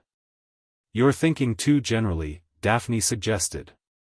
The texts say the memory needs to be deeply personal, something that connects to your core identity, not just a pleasant experience. Harry closed his eyes, searching for something powerful enough. Suddenly, he recalled the moment in Madame Malkin's shop when he'd first seen the Mirror of Eriste, the image of both his birth family and the Greengrasses together, connected and whole. The sense of belonging he'd felt in that moment had been overwhelming. Expecto Patronum, he called, focusing intently on that feeling. A burst of silver light erupted from his wand, not yet a corporeal form, but significantly stronger than his previous attempts. The misty shield hovered before him for several seconds before dissipating. That's it! Daphne exclaimed. What did you think of? Finding a place where I belong, Harry answered honestly. Both with my parents and with your family. Something softened in Daphne's expression. That makes sense. The bond is fundamentally about belonging, finding your magical counterpart. She raised her own wand, a look of intense concentration crossing her features. Expecto Patronum. Silver mist flowed from her wand, forming a protective cloud similar to Harry's but with more defined edges. It lasted nearly 10 seconds before fading. What memory did you use? Harry asked curiously. A faint blush colored Daphne's cheeks. The day we met. When the magic recognized you and I knew I wasn't crazy for having those dreams. They practiced for another hour, each making incremental progress. Neither achieved a corporeal Patronus, but by the end of the session, both could produce strong protective shields that would likely provide some defense against a Dementor, if not complete protection. As they prepared to return to their respective dormitories, Daphne paused. Harry, there's something else. Something Father mentioned in his letter that I haven't told you yet. Harry tensed at her serious tone. What is it? He believes the Covenant magic is approaching a critical phase. Each wizarding generation faces its own challenges, but only rarely does the Covenant activate fully. When it does, it's because a fundamental magical imbalance threatens our world. Voldemort, Harry surmised. Not just him, Daphne clarified. But what he represents, magic twisted toward domination rather than balance. The Covenant requires a formal acknowledgement at some point, a ritual recognition of your role as the Destined Lord, and mine as your anchor to ancient magical traditions. Harry grimaced at the terminology, which still made him uncomfortable. What kind of ritual? Father didn't specify, but he implied it would become clear when the time was right. She hesitated before adding, he also warned that others might attempt to interfere, either to prevent the ritual or to corrupt it for their own purposes. Others like Black? Possibly. Or anyone who fears what the Covenant might mean for the current magical power structure. Harry absorbed this soberly. So not only do we have to worry about a murderous escaped convict, but also about some mysterious magical ritual that we don't understand but that others might try to stop or hijack. Precisely. Daphne's lips quirked in a humorless smile. Just another year at Hogwarts, right? The following weeks established patterns that would define their third year. Publicly, Harry divided his time between classes, Quidditch practice, and his friendship with Ron and Hermione, while Daphne maintained her image as a reserved, academically focused Slytherin who occasionally partnered with students from other houses in pursuit of excellent marks. Privately, they continued their research into the Covenant magic and practiced defensive spells, particularly the Patronus charm. Their progress was steady but slower than they'd hoped, limited by the necessity of absolute secrecy and their increasingly demanding academic schedules. Professor Lupin proved to be the most competent defense against the dark arts teacher they'd had, introducing practical lessons on dark creatures that even the Slytherins grudgingly appreciated. Harry found himself drawn to the mild-mannered professor, whose knowledge and teaching style contrasted sharply with Quirrell's incompetence and Lockhart's fraudulence. During a particularly memorable lesson involving a boggart, Harry's fear manifested not as a Dementor as he'd expected, but as a strange, swirling darkness that briefly took the shape of two figures being torn apart, a visual representation of his deepest fear that his bond with Daphne might be severed. Lupin had quickly stepped in front of the boggart before anyone could properly identify the shifting form, but the experience left Harry shaken. "It's natural," Daphne assured him later when he described what he'd seen. "The bond has become integral to our magical identities. Losing it would be like losing part of yourself." October brought the first Hogsmeade weekend, which Harry was forced to miss due to the Dursleys' refusal to sign his permission form. Left alone in the castle, he encountered Professor Lupin, who invited him for tea in his office. Their conversation turned unexpectedly personal when Harry asked why Lupin had prevented him from facing the boggart. "I assumed it would take the form of Lord Voldemort," Lupin explained. Harry shook his head. "I did think of Voldemort first, but then I remembered the Dementor on the train." "I'm impressed," Lupin said with a slight smile. "That suggests what you fear most is fear itself." "Very wise." Harry didn't correct this misinterpretation, unwilling to explain the true nature of his shape-shifting boggart. Instead, he cautiously steered the conversation toward a more pressing concern. "Professor, you know how to fight Dementors." "I don't pretend to be an expert, Harry," Lupin said carefully. "But yes, I know some countermeasures." "Could you teach me?" Harry asked directly. "I need to know how to defend myself, just in case." Lupin studied him thoughtfully.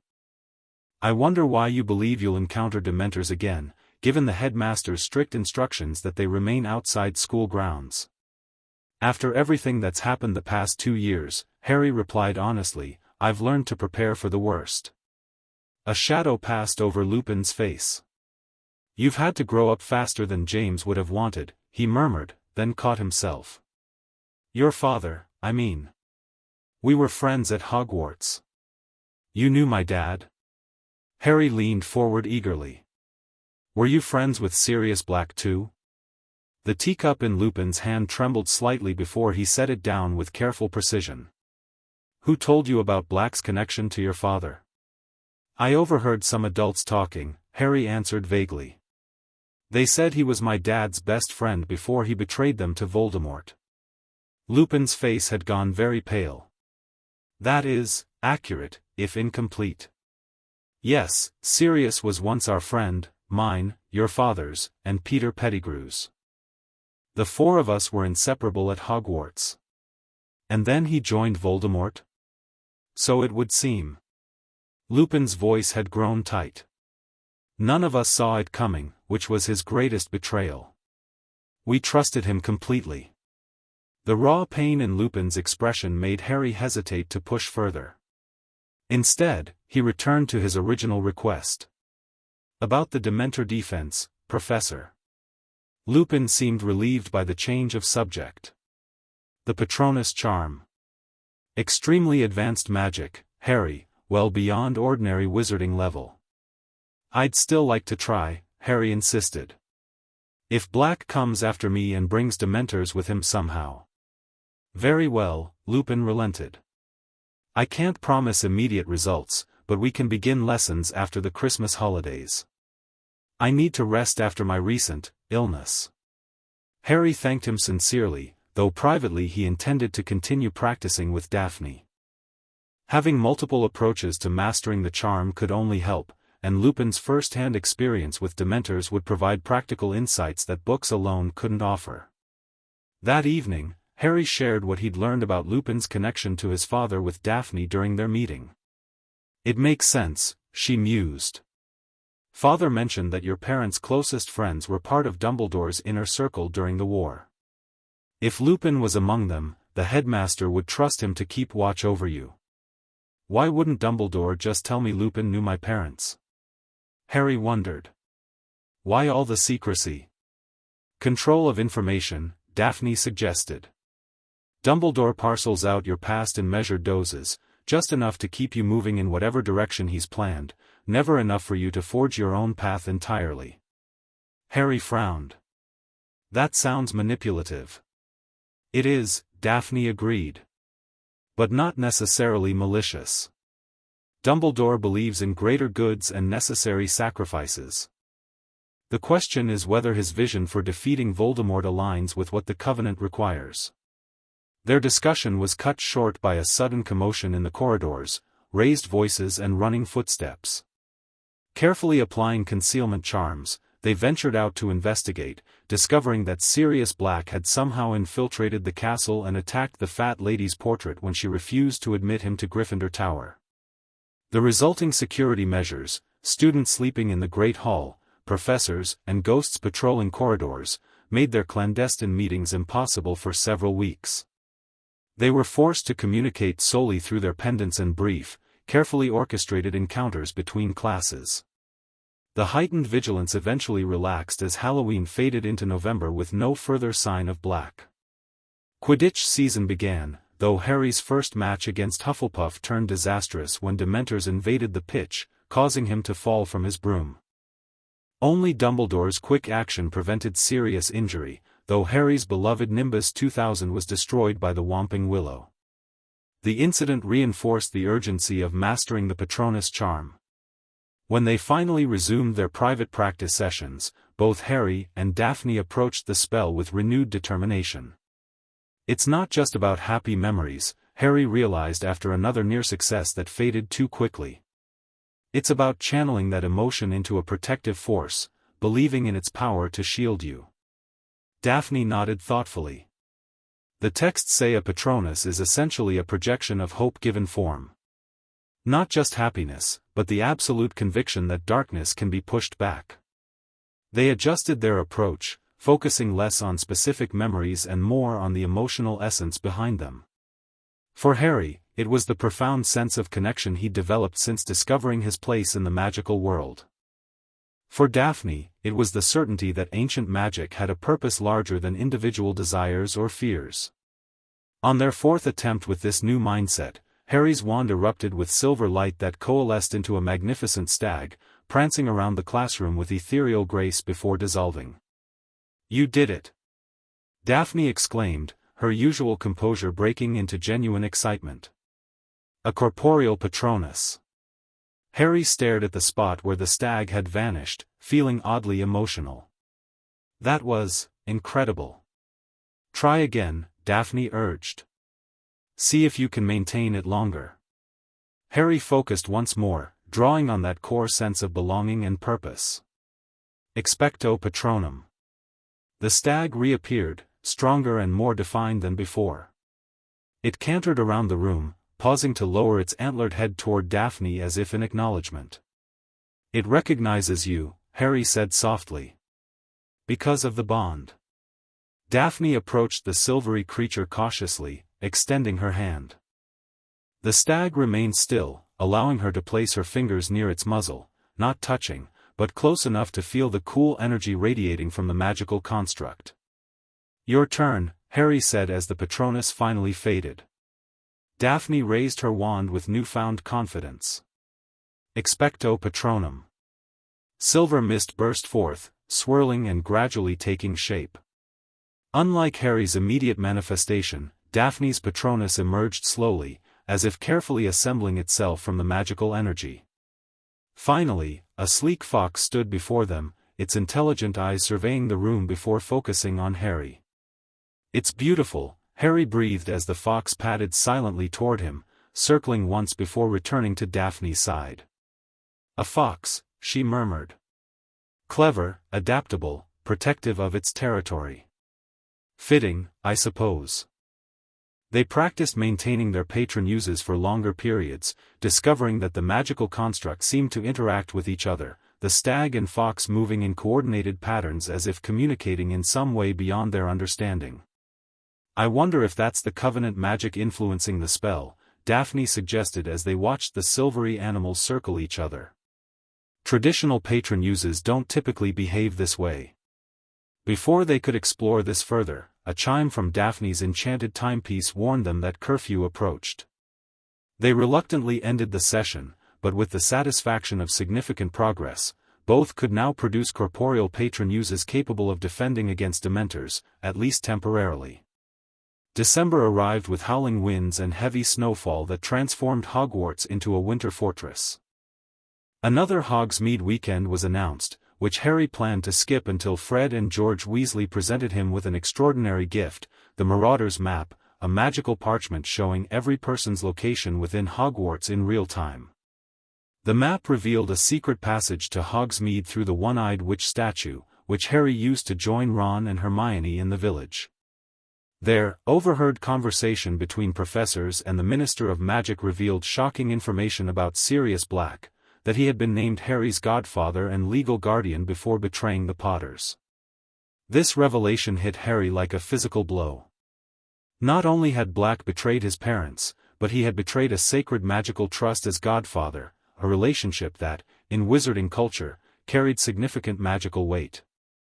That night, Harry immediately shared what he'd learned with Daphne through the pendant communication. "A godfather bond," she whispered, her voice troubled. "That complicates things considerably." "Why?" Harry asked. "It just makes his betrayal worse, doesn't it?" "Not exactly. Magical godparent bonds involve protective enchantments similar to what your mother activated when she died for you. If Black truly meant you harm, acting against those bonds would have had consequences for his magic." Harry frowned into the darkness of his four-poster bed. "What are you saying?" "I'm not sure," Daphne admitted.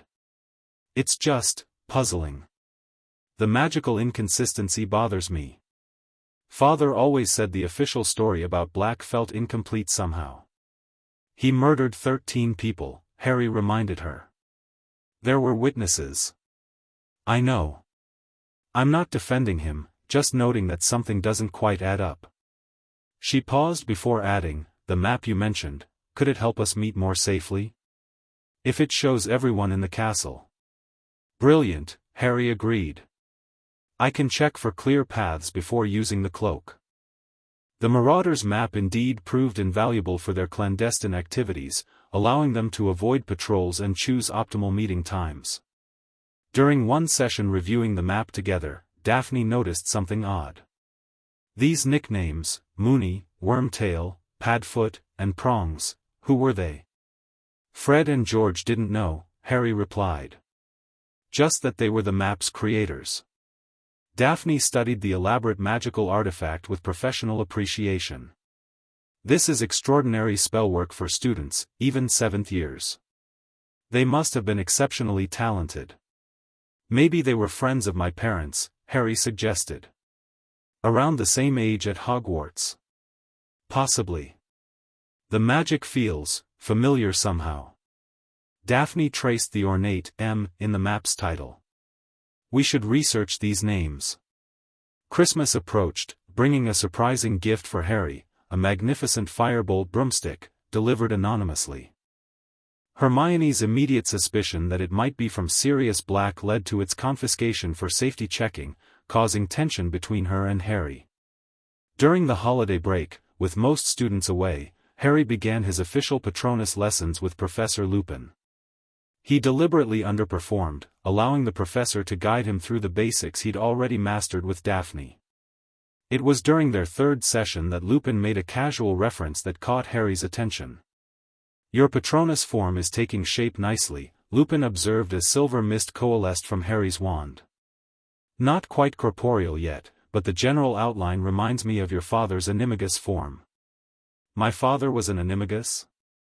Harry asked in genuine surprise. Lupin froze, clearly having spoken without thinking. "Ah, yes. though it wasn't registered with the ministry. A youthful indiscretion, you might say. What animal could he transform into? A stag, Lupin said softly. Magnificent creature, we called him Prongs. Harry nearly dropped his wand. Prongs? As in, one of the marauders? Lupin's face went pale. Where did you hear that name? I found something that mentioned it, Harry hedged, unwilling to reveal the map. Were you one of them too, Professor? A complex series of emotions crossed Lupin's features, nostalgia, pain, wariness, and finally resigned acceptance. Yes, he admitted. I was Moony. Your father was Prongs. Sirius Black was Padfoot, and Peter Pettigrew was Wormtail. You created the Marauders map, Harry guessed, watching Lupin's reaction carefully. The professor sighed heavily. I see there's no point denying it. Yes, we made the map during our 5th and 6th years, a way to avoid caretakers and professors during our nighttime adventures. What kind of adventures required an unregistered animagus transformation? Harry pressed. Lupin's expression closed off. That's enough for tonight, Harry. We've made good progress with your Patronus. But Harry wasn't ready to let the subject drop. It has something to do with why you're ill every month around the full moon, doesn't it? Lupin went completely still. What are you suggesting? I'm not suggesting anything, Harry said carefully. I've just noticed patterns, that's all. You're very observant, Lupin replied after a long pause. More like your mother in that respect than your father. Lily noticed things others missed too. He seemed to weigh his next words carefully before continuing. Yes, my monthly illnesses are related to the lunar cycle. I have a condition that makes the full moon particularly difficult. Your father and his friends discovered this secret during our 2nd year and, instead of rejecting me, they spent 3 years mastering animagus transformations to keep me company during those times. Because you're a werewolf, Harry stated simply, the pieces finally fitting together. Lupin flinched but nodded. Dumbledore knows, of course. He made special arrangements for my schooling, just as he has for my teaching position. I won't tell anyone, Harry promised immediately. And I don't care, it doesn't change who you are. Lupin's eyes glistened suspiciously. You sound very much like James just now. He said almost exactly the same thing when they confronted me about it. The conversation left Harry with much to process. When he shared these revelations with Daphne the following evening, she immediately focused on the implications for their understanding of Sirius Black. So Black became an animagus to help Lupin during full moons, she summarized. That suggests genuine friendship and loyalty, not someone who would casually betray his friends years later. People change, Harry argued. Maybe Voldemort offered him something he wanted more than friendship. Perhaps, Daphne acknowledged. But what animal was his animagus form? Lupin called him Padfoot, that suggests something canine. Harry's eyes widened. A dog? That could explain how he escaped Azkaban. Dementors might not sense animal emotions the same way as human ones. And how he's been avoiding capture since, Daphne added. The Ministry is looking for a man, not an animal. This theory gained traction when, during the next Hogsmeade visit, Harry, hidden under his invisibility cloak, spotted a large black dog watching him intently from the edge of the village. The dog's intelligent eyes and purposeful demeanor seemed unervingly human. It has to be him, Harry insisted when he told Daphne about the sighting. He's tracking me. But he didn't attack, Daphne pointed out. He had the perfect opportunity if that was his intention. Maybe he's waiting for the right moment. Or maybe. Maybe what? Harry hesitated. Maybe he wants something else. Something to do with the Covenant. January brought the return of Harry's firebolt, declared jinx-free by the professors, and his reconciliation with Hermione. Quidditch practices intensified as Gryffindor prepared for crucial matches that would determine the House Cup.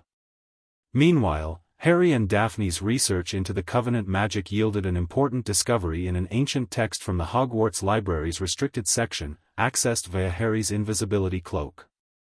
"Look at this," Daphne whispered, pointing to a faded illustration showing two figures standing within concentric circles inscribed with runic symbols. "It's called the Affirmation of Covenant, a ritual to formally acknowledge and strengthen a magical bond between representatives of different magical traditions. Is this what your father mentioned? The ritual we might need to perform?" "I think so," she nodded. "The text describes it as neither dark nor light, but the balancing of powers long divided." "That aligns with everything we've learned about the Covenant magic." Harry studied the illustration, noting how the runic circles seemed to pulse with faint luminescence even on the ancient page. "How would we perform it?" "It requires specific conditions," Daphne explained, scanning the dense text. "A place of magical confluence, where different types of magic naturally intersect. And a specific astronomical alignment, the spring equinox during a waxing moon." "That's in March," Harry noted. "Not far off." "There's more," Daphne continued reading.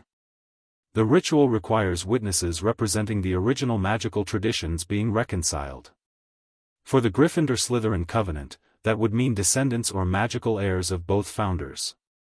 Harry frowned. "How would we arrange that? We can't exactly announce what we're doing." "No, but..." Daphne's expression became thoughtful. "The magic might provide opportunities if we're attentive. The text suggests the covenant itself helps create favorable conditions when the time is right." They carefully copied the ritual instructions and illustrations, returning the book before anyone noticed its absence.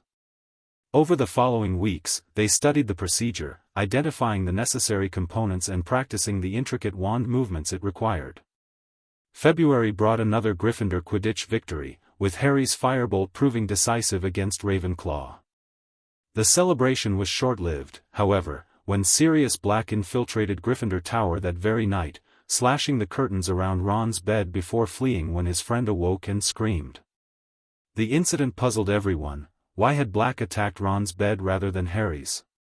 Security tightened again, with Sir Cadogan, the temporary guardian of Gryffindor Tower, replaced by the restored Fat Lady, accompanied by security trolls. "It doesn't make sense," Harry told Daphne during a hurried meeting between classes. "If he's after me, why go after Ron?" "Unless he wasn't," Daphne suggested. "What if he was looking for something he thought Ron might have?" "Like what?" "I don't know, but it's worth considering. Black was smart enough to escape Azkaban and breach Hogwarts twice. A direct mistaken attack seems unlike him." Their speculation was interrupted by the approach of Professor Snape, who rounded the corner with his usual intimidating stride. "Potter, Greengrass," he acknowledged with narrowed eyes. "An interesting partnership. Academic, I presume?" "Ancient Runes Project, Professor," Daphne replied smoothly. "Harry's helping me with a translation." Snape's gaze shifted between them, unconvinced. "Indeed. Strange, as Potter doesn't take ancient runes." "Hermione lent me her notes," Harry added quickly. "I've been interested in the subject." "How enterprising." Snape's tone suggested the opposite. "I suggest you continue such collaborative efforts in the library or classrooms, not secluded corridors." After he swept away, Daphne whispered, "He suspects something. We need to be more careful." March arrived with improving weather and the approach of the spring equinox, the optimal time for the Covenant affirmation ritual according to their research. The key remaining question was location. They needed a place of magical confluence, where different magical traditions naturally intersected. Not the Chamber of Secrets, Harry immediately ruled out. Too strongly associated with just Slytherin. The Forbidden Forest contains ancient magic, Daphne suggested. "But it's dangerous, and we'd risk creature encounters." They considered and rejected various locations around the castle until a chance comment from Hermione provided unexpected inspiration. Honestly, I don't know how anyone navigates this castle, she complained after taking a wrong turn to arithmancy. The staircases move, the rooms rearrange themselves, and there are places where completely different architectural styles somehow merge seamlessly. Merge, Harry repeated thoughtfully. What was that you mentioned about architectural styles? Oh, it's fascinating actually, Hermione brightened. Hogwarts wasn't built all at once. Each founder contributed different sections using magical building techniques from their respective backgrounds.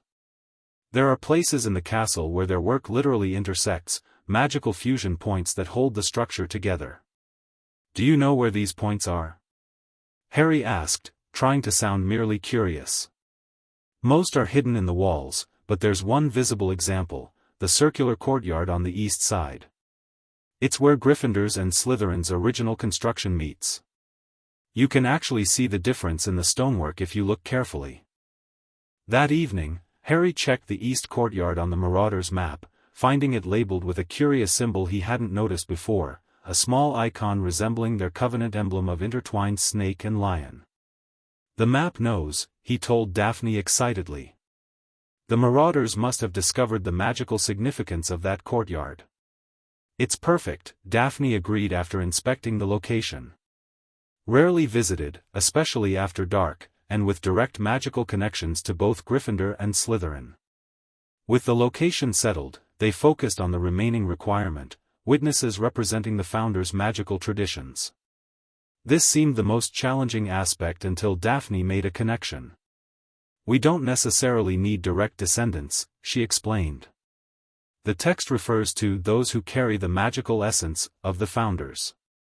That could include heads of houses, or even our patron uses, Harry finished her thought. The stag and the fox, they're manifestations of our magical cores, which are connected to the covenant. Exactly. Magical constructs can serve as witnesses in certain ancient rituals. It's unorthodox, but it might satisfy the requirement. The spring equinox fell on a Tuesday that year, with the waxing moon providing perfect conditions for the ritual. They planned to meet in the eastern courtyard at midnight, when the castle would be quiet and the magical energies strongest. As the date approached, however, an unexpected complication arose. Hagrid's hippogriff Buckbeak was scheduled for execution following the incident with Draco Malfoy earlier in the year, with the date set for the very day of the equinox. Ron and Hermione were determined to visit Hagrid for moral support, and expected Harry to join them. I'll come for the initial visit, Harry told them, but I can't stay long. I have something else I need to do that evening. What could be more important than supporting Hagrid? Ron demanded incredulously.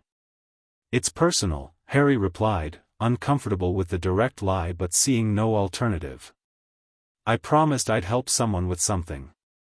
Hermione's eyes narrowed suspiciously. Would this someone happen to be a certain Slytherin you've been mysteriously disappearing with all year? Harry felt his face heat.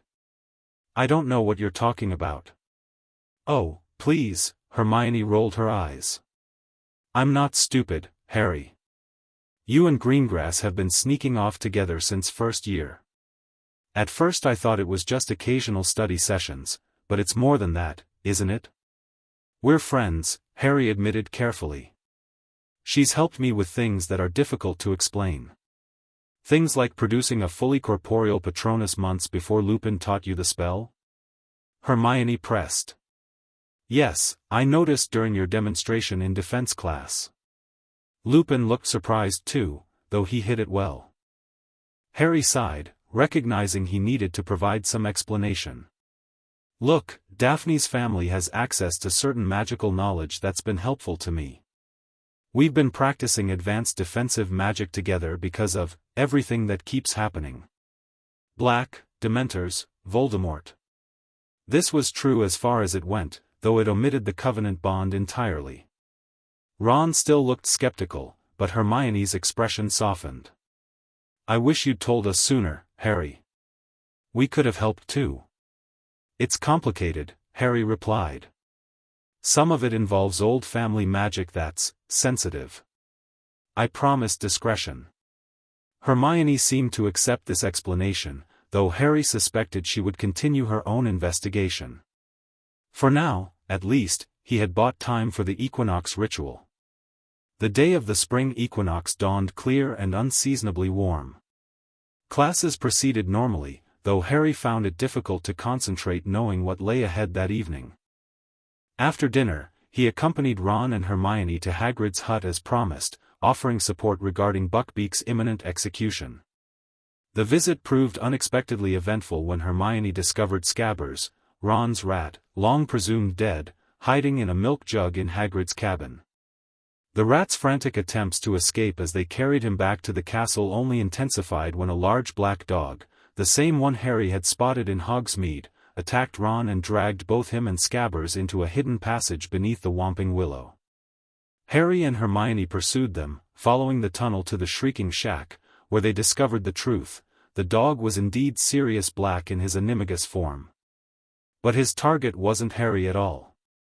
It was Scabbers, who Black claimed was actually Peter Pettigrew, another unregistered animagus and the real betrayer of the Potters. The confrontation escalated when Lupin arrived, seemingly confirming Black's wild accusations.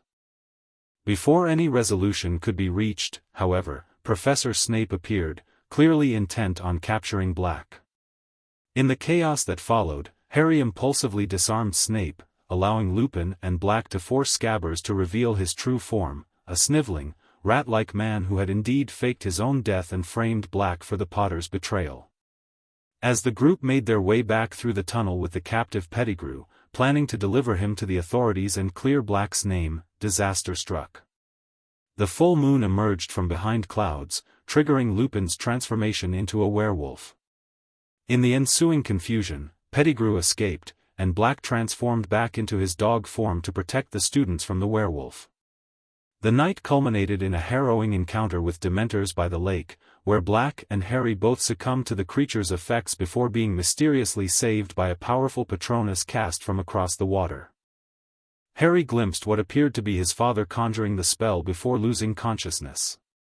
He awoke in the hospital wing to learn that Black had been captured and was scheduled for the Dementor's kiss at midnight, coinciding exactly with the planned Covenant ritual. With Hermione's time turner, revealed as the secret to her impossible class schedule, they traveled back 3 hours to save both Buckbeak and Sirius, witnessing their earlier selves from hiding. At the crucial moment by the lake, Harry realized the truth: he had seen himself casting the Patronus, not his father. Stepping forward, he summoned the most powerful happy memory he possessed, the knowledge that his godfather was innocent and that he had family in the wizarding world after all, and produced the magnificent stag Patronus that drove away nearly 100 Dementors. After ensuring Black's escape on Buckbeak, Harry and Hermione returned to the hospital wing just as their earlier selves disappeared into the past. But as the clock neared midnight, Harry realized with growing panic that he had missed the equinox ritual with Daphne. "I need to go," he told Hermione urgently. "There's something important I have to do." "Harry, you can't leave now," she protested. "Madame Pomfrey said we need to stay until morning." "This can't wait," he insisted, already moving toward the door. "Cover for me? Please." Hermione sighed but nodded reluctantly. "Be careful. And Harry, whatever this is with Greengrass, I hope you know what you're doing." Harry slipped from the hospital wing under his invisibility cloak, consulting the Marauder's map as he navigated toward the eastern courtyard. To his relief, a small dot labeled Daphne Greengrass remained there, though it was already 20 minutes past midnight. When he reached the courtyard, he found Daphne kneeling within a circle of softly glowing runes etched temporarily into the flagstones. Her face was drawn with concentration as she maintained the magical configuration alone, a task designed for 2 people working in concert.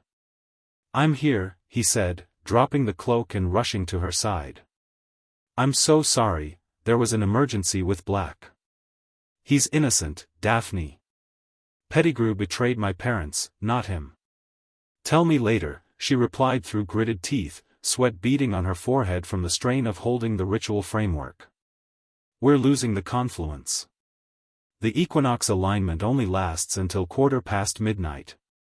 Harry quickly took his position opposite her, placing his hands on the specified runic anchors. Immediately, the magical burden Daphne had been shouldering alone distributed between them, the glowing symbols brightening as their energies balanced. "We have to hurry," she instructed, her voice steadier now. "Follow my lead with the incantations." Together, they began the ritual phrases they had memorized, ancient words in a mixture of Latin, Old English, and something older still that resonated with the castle's own magic. As they spoke, the runic circle expanded, creating a second ring around them pulsing with golden light. Now the patron uses, Daphne directed between phrases. Together, on 3. They raised their wands with synchronized movements. Expecto Patronum. The stag and fox burst forth simultaneously, more solid and brilliant than ever before. Instead of circling randomly as in their practice sessions, the magical constructs moved with deliberate purpose to opposite sides of the runic circle, standing as silent sentinels. "The witnesses acknowledge the covenant," Daphne intoned formally. "The balance seeks restoration," Harry responded as practiced. The final phase required them to declare their acceptance of the roles identified by the recognition magic. This had been the aspect Harry found most uncomfortable during their preparations, the formal acknowledgement of titles that seemed archaic and presumptuous. "I, Daphne Ophelia Greengrass, of Slytherin's magical tradition, recognize and affirm you, Harry James Potter, as the Covenant's chosen lord, not in domination, but in service to magical balance." The runes flared brighter as Harry spoke his response. "I, Harry James Potter, of Gryffindor's magical tradition, accept this covenant with you, Daphne Ophelia Greengrass, as my anchor to ancient wisdom and magical heritage." The moment the final word left his lips, the runic circles contracted rapidly, converging on their joined hands at the center. Light flashed between their palms, and the now familiar symbol of intertwined snake and lion appeared on their skin, but unlike previous manifestations, this mark remained, shimmering with golden-green energy. A wave of magic radiated outward from their position, rippling through the courtyard and beyond. The patronuses bowed their heads in unison before dissolving into mist that settled over Harry and Daphne like a protective veil, then sank beneath their skin. For several breathless moments, they remained frozen in place, overwhelmed by the sensations coursing through them. The bond, always present since their first meeting, had transformed into something more substantial, a tangible magical connection that hummed with power and purpose. "It worked," Daphne whispered finally, staring at the mark on her palm. "The covenant is affirmed." Harry nodded, speechless. He could feel the change within and between them, their magic now flowing more freely across the bond, enhanced rather than merely connected. More significantly, he sensed something beyond themselves, as if the castle itself had acknowledged their ritual and responded with ancient magic of its own. "What happens now?" he asked, helping Daphne to her feet as the last traces of the runic circles faded from the flagstones. "I'm not entirely sure," she admitted. The texts weren't specific about the effects, only that the affirmation would prepare the way for balance restored. "But I can feel the difference, can't you? It's like having access to magical reserves I never knew existed." Harry nodded again. "And I feel more connected, somehow. Not just to you, but to everything magical around us." Before they could explore these sensations further, a voice spoke from the shadows of the courtyard entrance. "Most impressive. A covenant affirmation ritual performed by third years. Hogwarts has not witnessed such a thing in many centuries." They whirled to find Albus Dumbledore standing in the archway, his half-moon spectacles gleaming in the moonlight. His expression was impossible to read, neither angry nor approving, but intensely thoughtful. "Headmaster," Daphne acknowledged, instinctively stepping closer to Harry. "How long have you been watching?" "Long enough to witness a remarkable magical accomplishment," Dumbledore replied mildly. "Though I confess I am curious how two young students came to discover and perform a ritual many believed lost to time." Harry and Daphne exchanged uncertain glances. After 3 years of secrecy, the sudden exposure of their bond left them without a prepared explanation. "It began when we first met, sir," Harry finally said. "Before Hogwarts. There was a recognition. The Greengrass recognition magic," Dumbledore nodded. "Yes, I suspected something of the sort when I observed your interactions. Though I admit I underestimated how far the bond had progressed." "You knew?" Harry couldn't keep the accusation from his voice. "I suspected," Dumbledore corrected gently. "Old family magics leave traces detectable to those who know what to look for. But I did not know the full extent, nor that you had discovered the Covenant connection." He stepped fully into the courtyard, the magical residue of their ritual making his robes shimmer faintly. "Perhaps we should continue this discussion in my office? The night has already held enough adventures, I think." The walk to the headmaster's tower passed in tense silence. Harry's mind raced with questions and concerns. Would they be punished? Would Dumbledore attempt to interfere with the bond now that he knew about it? What did this mean for their future at Hogwarts? Once settled in comfortable chairs before his desk, Dumbledore regarded them thoughtfully over steepled fingers. "First, let me assure you that you are not in trouble," he began. "Unconventional magic is not forbidden at Hogwarts, merely unusual." "Then why do you seem concerned, Professor?" Daphne asked directly. Dumbledore smiled slightly. "Perceptive, Miss Greengrass. Yes, I am concerned, though not for the reasons you might think." He leaned forward. "The Covenant you've activated is powerful magic indeed, older than Hogwarts itself, tied to the very foundations of Wizarding Britain. Such magic comes with responsibilities and consequences." "What kind of consequences?" Harry asked. "The magic seeks balance above all else," Dumbledore explained. "In affirming the Covenant, you have declared yourselves agents of that balance. Magic itself will hold you to that declaration, possibly in ways you cannot yet foresee." He paused, studying them both. "I wonder if you truly understand what you've undertaken. The Covenant doesn't merely create a connection between its participants, it establishes obligations to the wider magical world." "We understand that it's about more than just us," Harry replied with more confidence than he felt.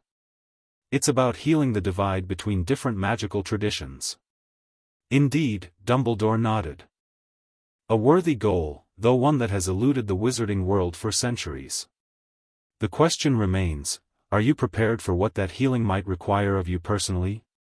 Neither Harry nor Daphne answered immediately, recognizing the seriousness of the question. Finally, Daphne spoke. "The magic chose us, Professor. Whether we were ready or not, it recognized something in both of us that suited its purpose. All we've done tonight is acknowledge that reality and commit to fulfilling whatever role it requires." Dumbledore's eyes twinkled suddenly. "Admirably stated, Miss Greengrass. Indeed, magic often knows us better than we know ourselves." He turned to Harry. "And you, Harry? How do you feel about being identified as a Covenant Lord, a title with significant historical weight?" Harry hesitated. "Uncomfortable," he admitted honestly. "I've never wanted titles or special recognition.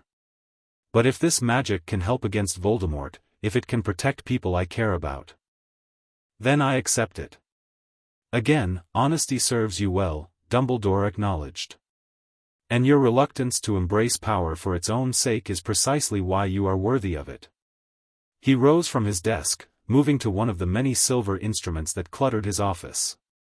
Touching it gently, he caused it to emit a series of soft chimes and puffs of colored smoke. "The Covenant's magic has already begun to influence Hogwarts," he observed, studying the smoke patterns. "The castle responds to balanced power, you see. It was built on principles of magical harmony, despite the founders' later disagreements. Will you try to undo what we've done?" Harry asked directly. Dumbledore turned back to them with a slight smile.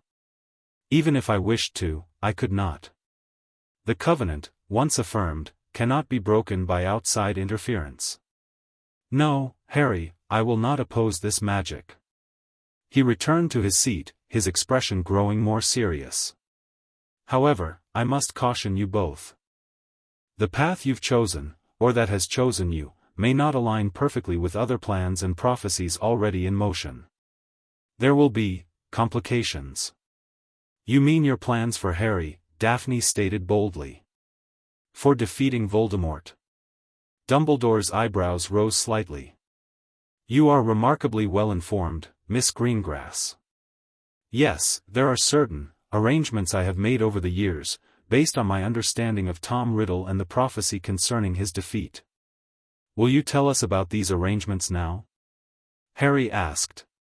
"Since they apparently involve me?" "Some things remain best addressed at the proper time," Dumbledore replied carefully. "However, I acknowledge that the Covenant changes certain calculations. We will need to adjust our approach." He studied them both for a long moment before continuing. "For now, I believe discretion remains advisable.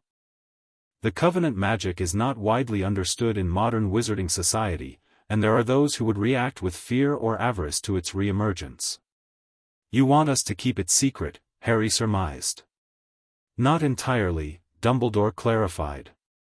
"A connection between you is already known to exist, thanks to your assistance in the Chamber of Secrets last year, Miss Greengrass. Allow that known friendship to serve as the visible aspect of a deeper bond. Those with eyes to see will recognize the Covenant's influence without explicit explanation." "And those who might oppose it?" Daphne asked. "Will reveal themselves through their reactions," Dumbledore finished with a slight smile. "Allowing you to identify potential adversaries before they become true threats." The headmaster rose, signaling the end of their conversation. "It is very late, and you both have experienced extraordinary events today.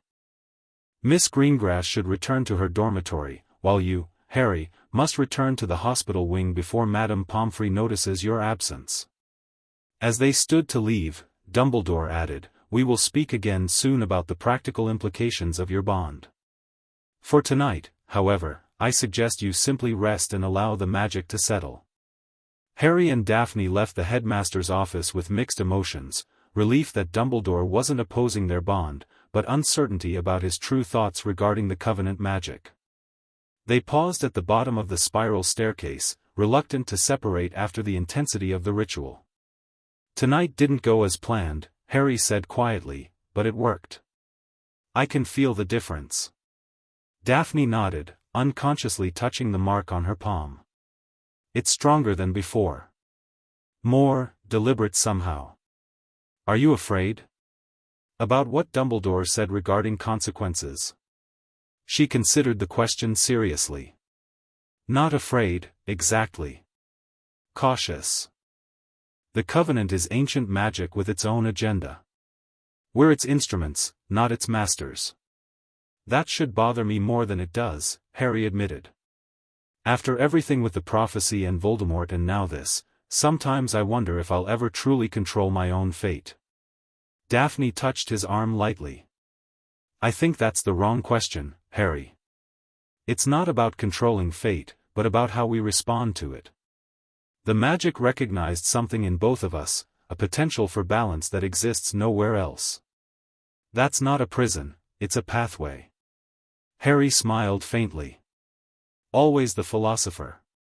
Someone has to provide perspective to balance your impulsiveness," she retorted with an answering smile. They parted ways at the next corridor intersection, Harry beneath his invisibility cloak returning to the hospital wing, Daphne applying a disillusionment charm for her journey to the Slytherin dormitories.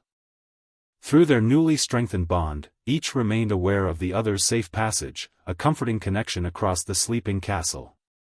The final days of term passed in a blur of exams, speculation about Sirius Black's escape, and private exploration of their enhanced bond. The Covenant affirmation had changed something fundamental in their magical interaction, not just strengthening the connection but transforming it into a conduit for shared magical abilities.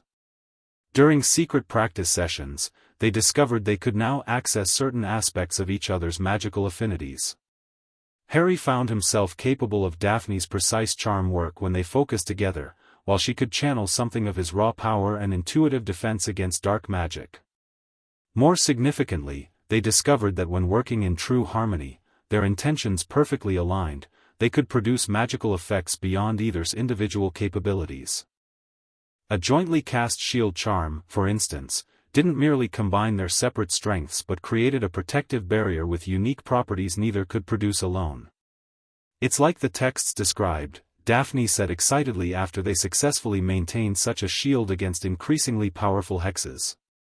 Not addition but transformation, new magic emerging from balanced forces.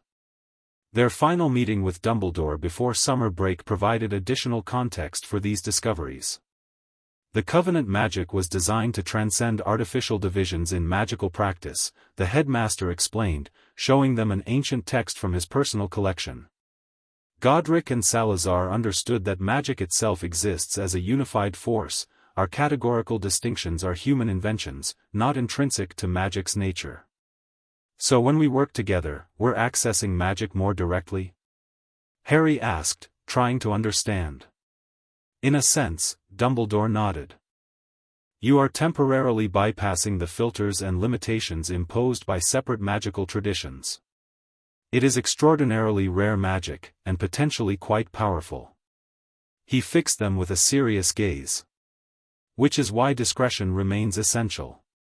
Lord Voldemort would consider such power a threat to be eliminated or a weapon to be seized. Until you have fully mastered the Covenant's capabilities, revealing them widely would be dangerous indeed. What about Sirius? Harry asked. Now that we know he's innocent, could he help us?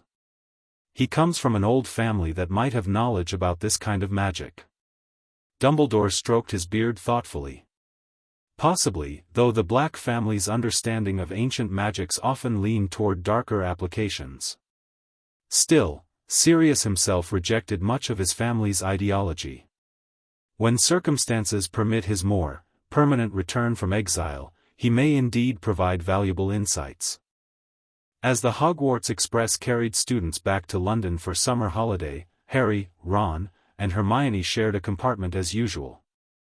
Ron remained blissfully unaware of the Covenant bond, focused instead on the Quidditch World Cup scheduled for August, which his father had promised they would attend. Hermione, however, studied Harry with thoughtful eyes when she thought he wasn't looking. During a moment when Ron left to find the trolley lady, she spoke directly. Whatever happened that night with Greengrass, it changed something, didn't it? Harry hesitated, unsure how much to reveal even to his closest friend. Yes, he finally acknowledged.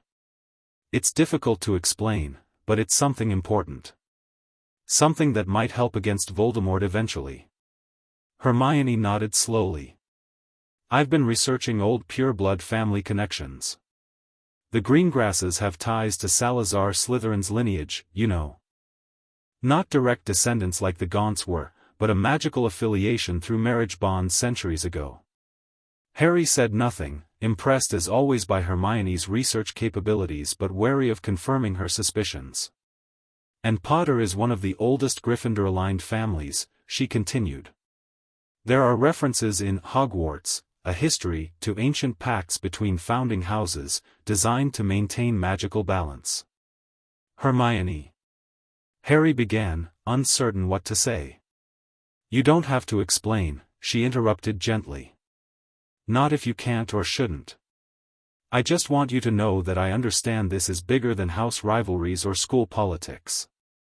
And when you need help researching ancient magical covenants, I'm here. Harry stared at her in surprise. How did you? Library records show which restricted section books have been accessed, even with permission slips, she explained with a slight smile. Professor McGonagall mentioned that Dumbledore himself had authorized certain historical texts for a special research project. It wasn't difficult to connect the dots when I saw you and Greengrass both practiced advanced magic well beyond the curriculum. You're terrifying sometimes, Harry said with genuine admiration. Knowledge is power, she replied simply. And you, Harry Potter, are going to need every advantage against what's coming. So will Greengrass, if she's tied to whatever this is. The train began to slow as they approached King's Cross. On the platform, Harry spotted the Greengrass family waiting with their usual composed dignity. Daphne caught his eye briefly, the bond humming with shared understanding between them. As Harry prepared to face another summer with the Dursleys, though with the promise of escape to the Quidditch World Cup and regular visits to Greengrass Manor, he felt a curious sense of anticipation rather than dread. The Covenant magic had changed something fundamental, not just in his connection to Daphne, but in his understanding of his own place in the magical world. For 3 years since that fateful meeting in a little whinging park, he had gradually discovered what it meant to be recognized as Daphne's destined lord. Now, with the Covenant formally affirmed, he was beginning to understand that the title wasn't about power over others but responsibility toward magic itself, a duty to restore balance to a world fractured by artificial divisions and dark corruptions.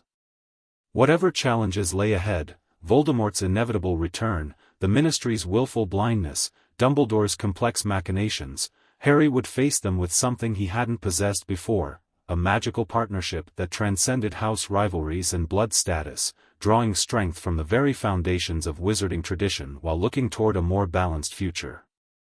As he passed through the barrier back to the Muggle world, the mark on his palm warmed reassuringly. The Covenant's magic remained with him, a tangible reminder that he was no longer alone, and that ancient powers long dormant had awakened once more, recognizing in an unlikely pair of young wizards the potential to heal division centuries in the making. The destined lord and his Slytherin anchor had taken their first true steps together on a path that would reshape magical history, if they had the courage and wisdom to follow where it led. The end. Thank you for watching this video. Please be sure to subscribe to our channel and like this video.